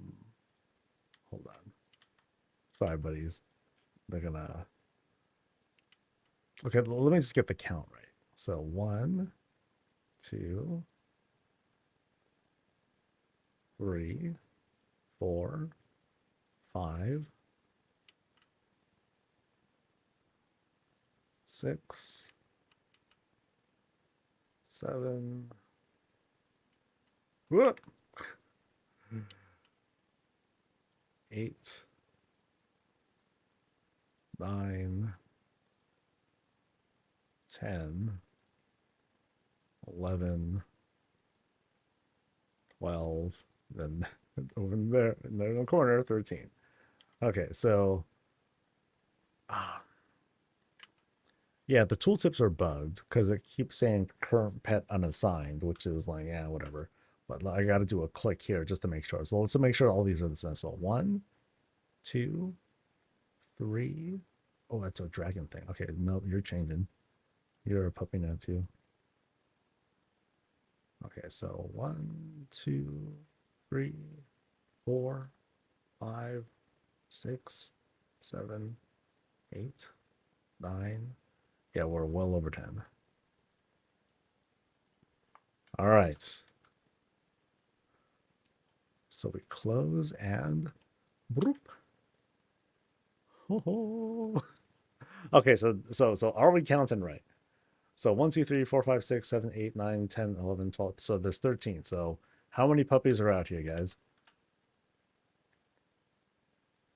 1, 2, 3, 4, 5, 6, 7, 8, 9, 10, 11. No, 13 are out.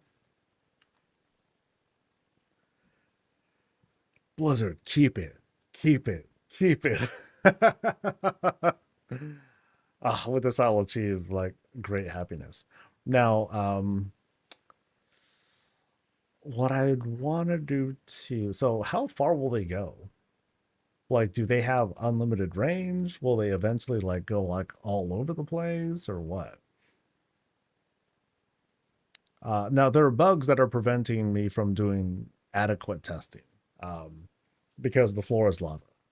I'd have to effectively like build a whole ass house and floor the whole thing just to see what kind of behavior they have. But so far, they're not venturing all that far. So I'd say this has gone like the furthest. So they're venturing out, but are they going to actually like path their way along like the whole house? So far, no, nothing close to that. So we're just going to watch now. Actually, hold on. Oh, okay. We have time. So let's do some more extensive testing, okay, with puppies.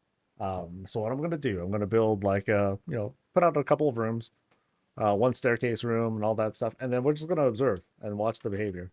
We'll see how far they get. If they happen to like climb stairs at all. But I'd say most importantly, like what's their range? Like how far will they go to like places, if any? So.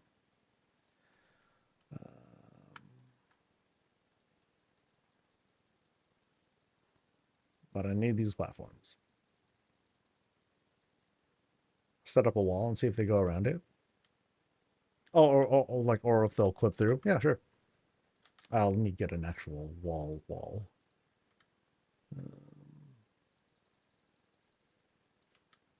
right.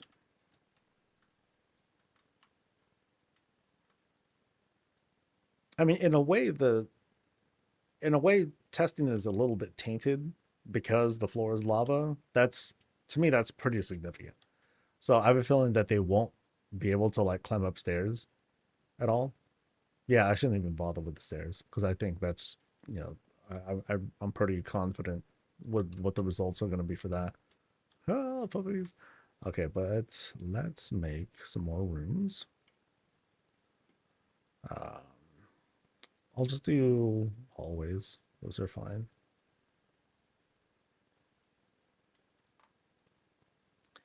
And I'll put out like a number of decor here. So like now there might be another logic thing too here. Now, because all I have out are platforms. That's it.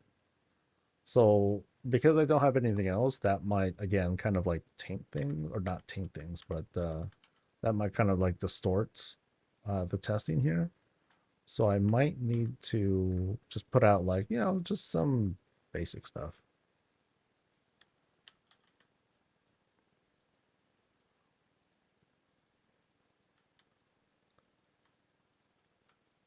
Not exactly things that I know that they would interact with, but just things that we might be a little bit more confident about what they'll probably at least like sort of mess with, or at least like walk on top of or anything like that.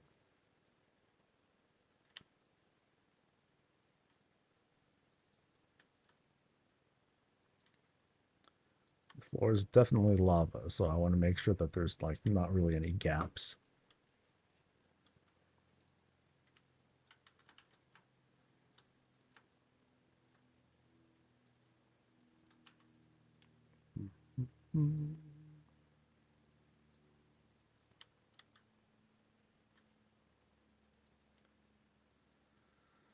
Would the staircase act as a platform?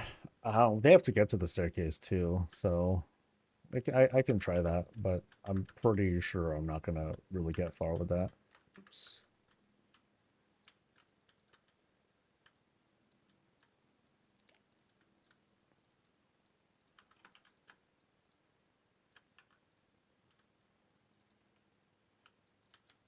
Yeah, yeah, that pet cage is huge.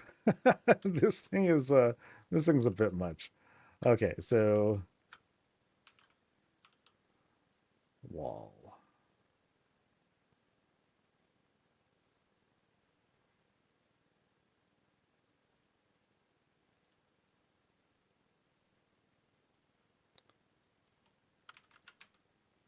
And then just like a bit of an assortment of things to like mess around with. Small, preferably small things. I don't have a lot of decor anyway, but uh,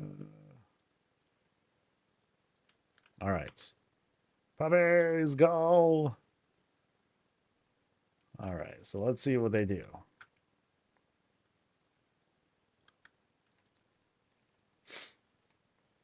Oh, I want to, well, I'll wait first. I want to see like how far they go anyway. So they are able to cross between platforms. Always wiping his butt. They're able to cross between platforms a little bit, but a lot of them are pretty skittish. They're not going very far. You know, even with presented with like some additional things to like climb on top of or wander around to. Now, I'm sure this will feel different if we drop these guys in like an already, you know, pretty well furnished house. That might land differently. But unless people were able to get their full builds available on the PTR, we might be starting from scratch all over again. So we might be doing the test with like nothing really to work with. In case the pet cages and walls, can try that. I'm just right now I'm observing range because right now the range is really really short. Um, Notice how some of them are how most of these cages are like close to the wall here. See, like they're trying to go, they're going a little bit farther, but then they're sort of rubber banding, not rubber banding back, nothing that obvious, but they don't go very far. Like 10 yards of the cage, something like that. Well, looks more like 15, 20-ish, but yeah, not very far. So let me, okay, so I will try something. I have little baby stairs with which for them to possibly try and climb. And then I'll take one of these cages and I'll like put a wall around them. Sorry, buddy.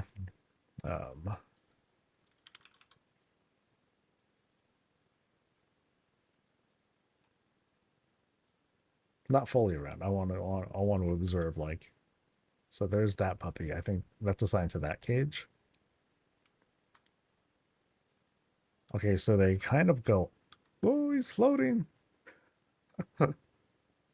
Okay, so they obey some of the physics, just not some of the animations. But then, okay, actually, let me set this thing higher.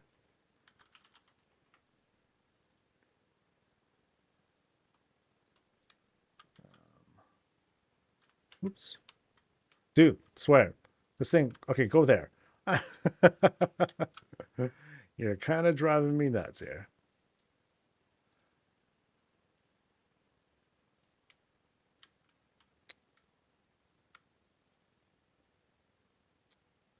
See, dude, stairs are easy. What are people talking about? Boom, stairway. Okay. So there's that puppy again. It went out and around.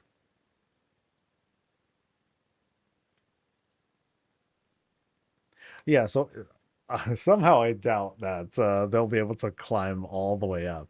I doubt that there's a logic that tells them, okay, boom, I get here, climb stairs. I have a feeling that they'll just like leap right off. So you can see how that one just kind of like wanders like right over it and just walks right through it like it's nothing. I think the only thing that they're paying attention to is there a wall in front of me? Like an actual wall. And that's as far as the logic. And is there a floor? Yeah, is there a floor? Is there a wall? And that's it. So I'm gonna edit again. I'm gonna change you into Blaze Hound. But I'll move you in here and I will, sorry buddy. It's pretty enclosed. Might be a bit too enclosed, but oh well. Let's just see if that Blaze Hound, oh, he broke out. Oh no. Okay, now he's out and about, sort of.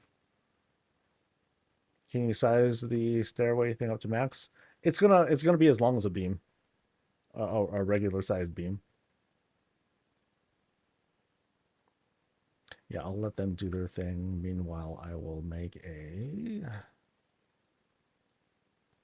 stairwell room here. Yeah, they ain't climbing that. But I'll let them do their thing.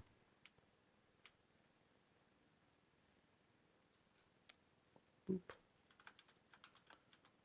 But they get this big. And then here's the relative size. So not bad. Not huge, but you don't want it to be that big. Most people don't really want them to be that big anyway.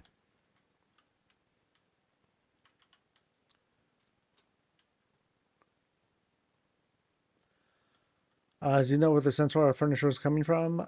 Coming from Endeavors. Endeavors.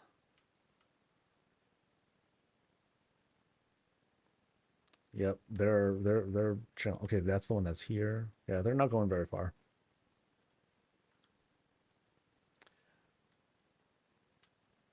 Now, oh, no Blaze Hound either. So I think the Blaze Hound. Oh no, there he is. Yeah, I'm not sure how. Here, let me try something else. Let me try this a little differently. So, I feel like. So I'm gonna put it here. And I wanted to have it just be closed, but not super closed that they might just like spawn through it. I want to see if they actually walk in and out of that wall. So we'll see. Yeah, not all the things are marked in the catalog. Some of the data mining, though, they do attach a lot of that decor to a vendor, and the vendor is new, and the vendor is based on the Endeavor. So, like, that's how I came to my conclusions when I did the coverage. Although I think I missed like a couple things too when testing went active. Oh! I went through the wall. Fuck your walls.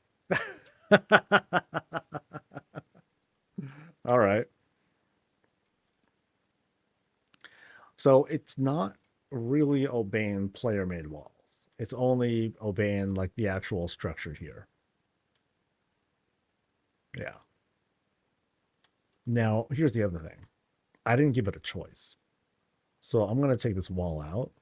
And then now we got to watch this thing like ourselves. Now we need to see, like, does it go through walls because there's no choice?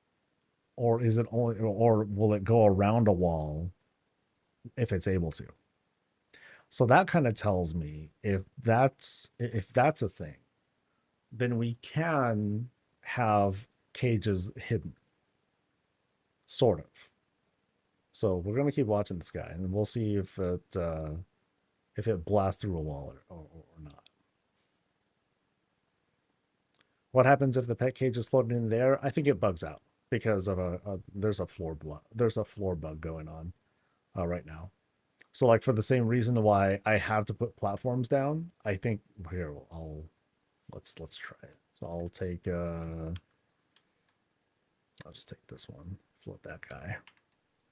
I have a feeling it's just gonna the puppy's just gonna be in the air. Yeah, it's just gonna stay up there. No. So it's acting as if it's a stationary thing. It's set to roaming, but it is definitely not roaming. It is chilling there. He looks scared. Oh, no. But yeah, he ain't gonna go nowhere.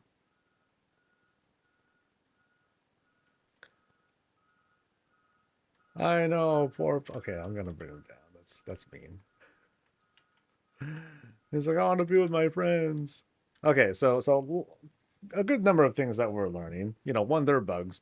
Um, it does appear that that pets will obey walls unless they're cut off.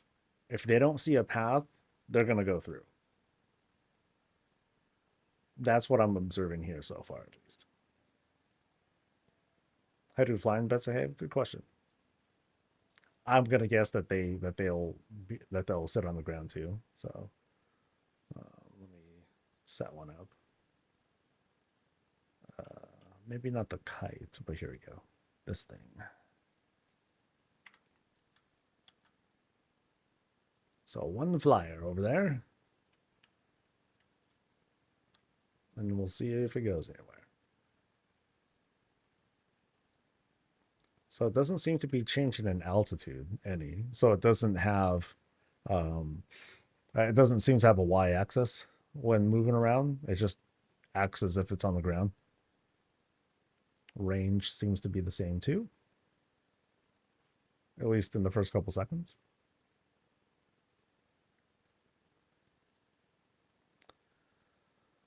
More or less the same. Return my pet will follow until there's a crack and then he's in the floor. Yeah.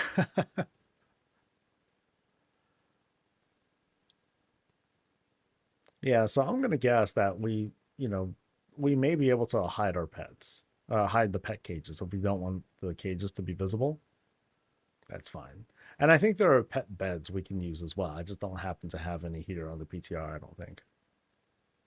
Hope we can turn some pets like spiders like a wall. That'd be kind of cool. I doubt they're gonna do that, but that would be pretty neat. And then you can have them like crawling around the cell. Oh, that'd be creepy as hell.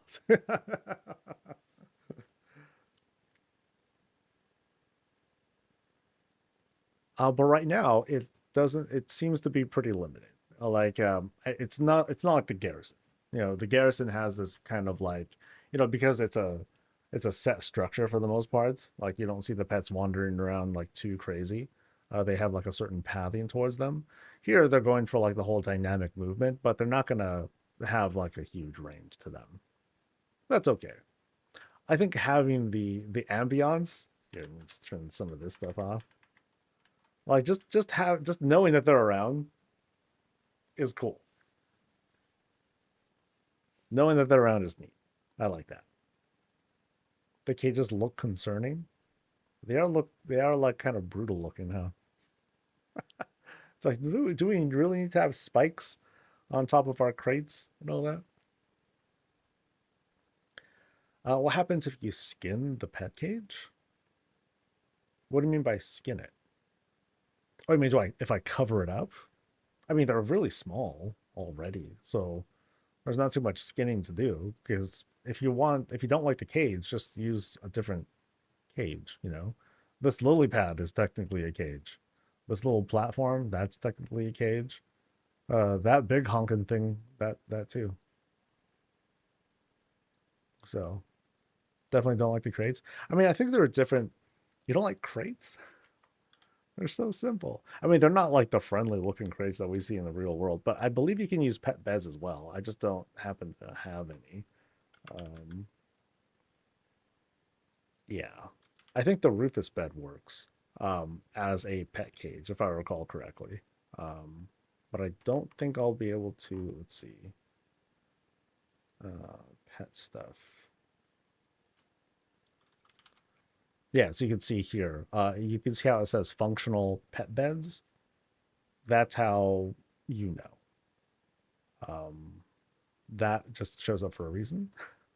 Pet bed, pet bed. Food and drink, storage, whatever. Yeah, so 1, 2, 3, 4. Actually, that's not a thing. That's just, oh, that's a pet rug. Oh. So I'd say the friendliest thing would be this. Yeah.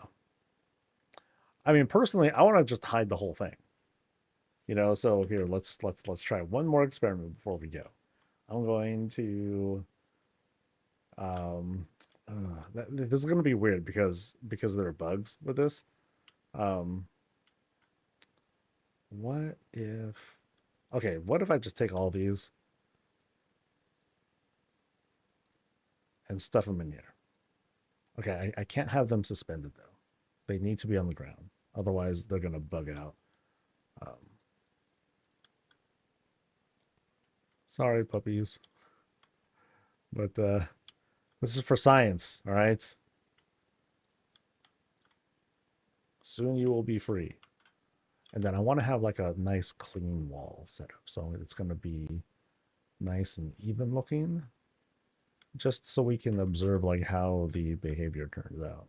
Oh, no, wait.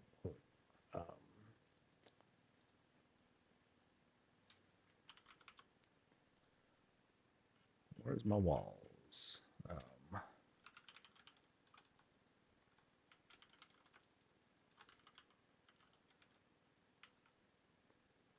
Wall. Nope. Small wall. Bigger wall. Oh, no, where to go?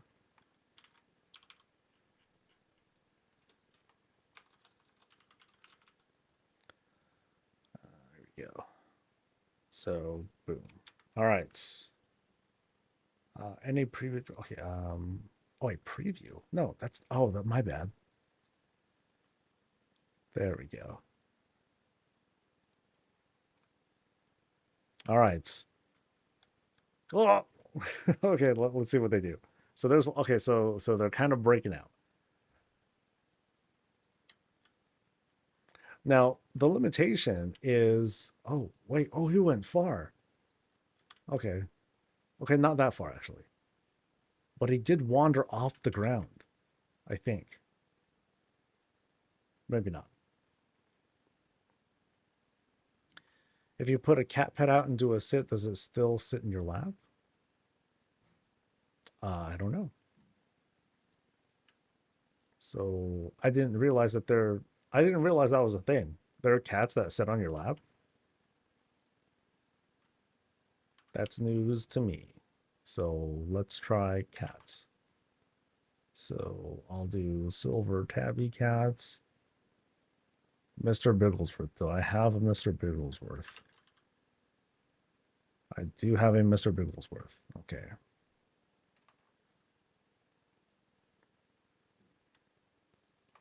Now I don't know. I'll try it. Sit. Oh, that one's sleeping. Oh, that's interesting.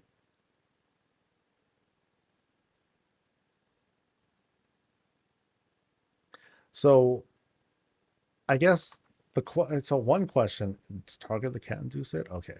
Where to go? There it is. So sit.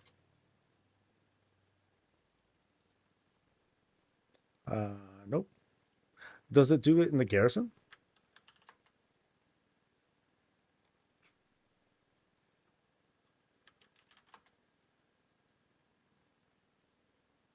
Yeah, that doesn't seem to do anything.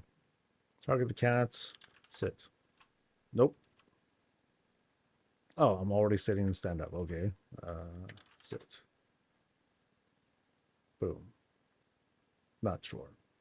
I guess because the question is, if you assign Mr. Bigglesworth as your pet, that's different because now it's this thing that's attached to your character. You know what I mean? So let's experiment again. So I will spawn the actual pet. I must be standing to do it. Okay. So here's the pet, right? Who is my companion. And then I sit. And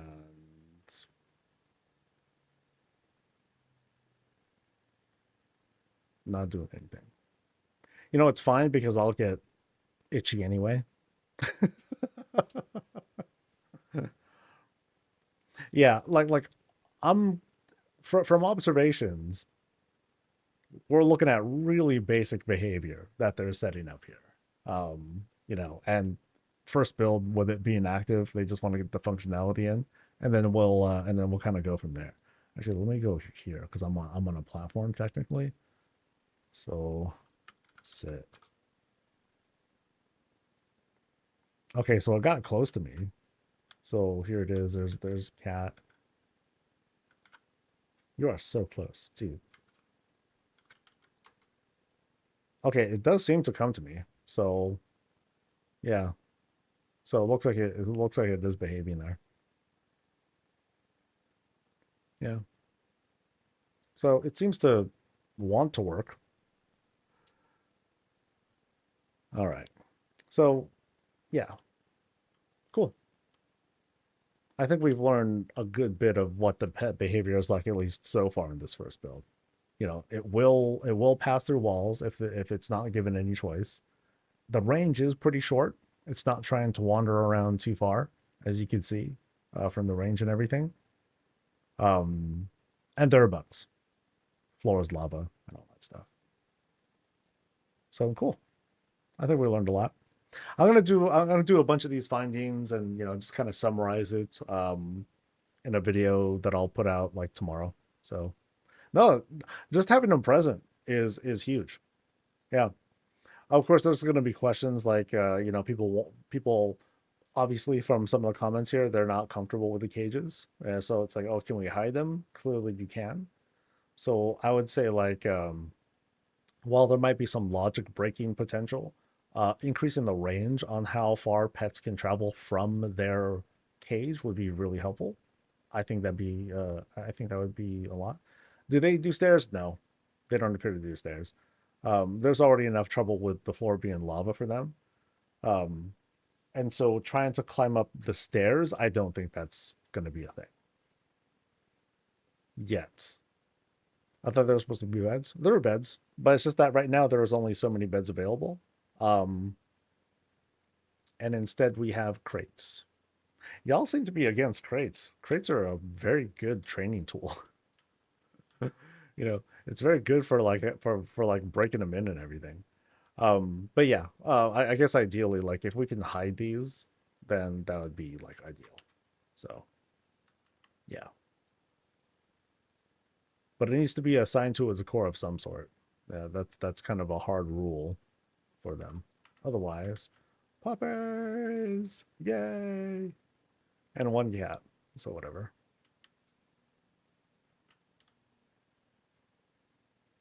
I was hoping the cave was a placeholder. I mean, we're seeing lots of different variants of decor. I'm not going to be surprised if we see more variants of pet beds because people ask for it. That's it. You know. All right. So I think that is going to be it for me for today. I want to give a big thanks once again to the Hydra Premades Guild. Thank you so much for letting me visit your places. That was a lot of fun. Tomorrow, of course, we're going to have another a final round of 5 folks to visit. The week afterwards, that's going to be like really, really big. So I'm trying to hype it up. We're going to be doing a big visit with the Valkia group. 9 visits are in our near future. I just got to finish the vetting and all that stuff. Make sure all that stuff is going to be like straight. So one more big thanks from to everyone. And I will see you guys for the next thing tomorrow. Until then, stay safe, stay healthy.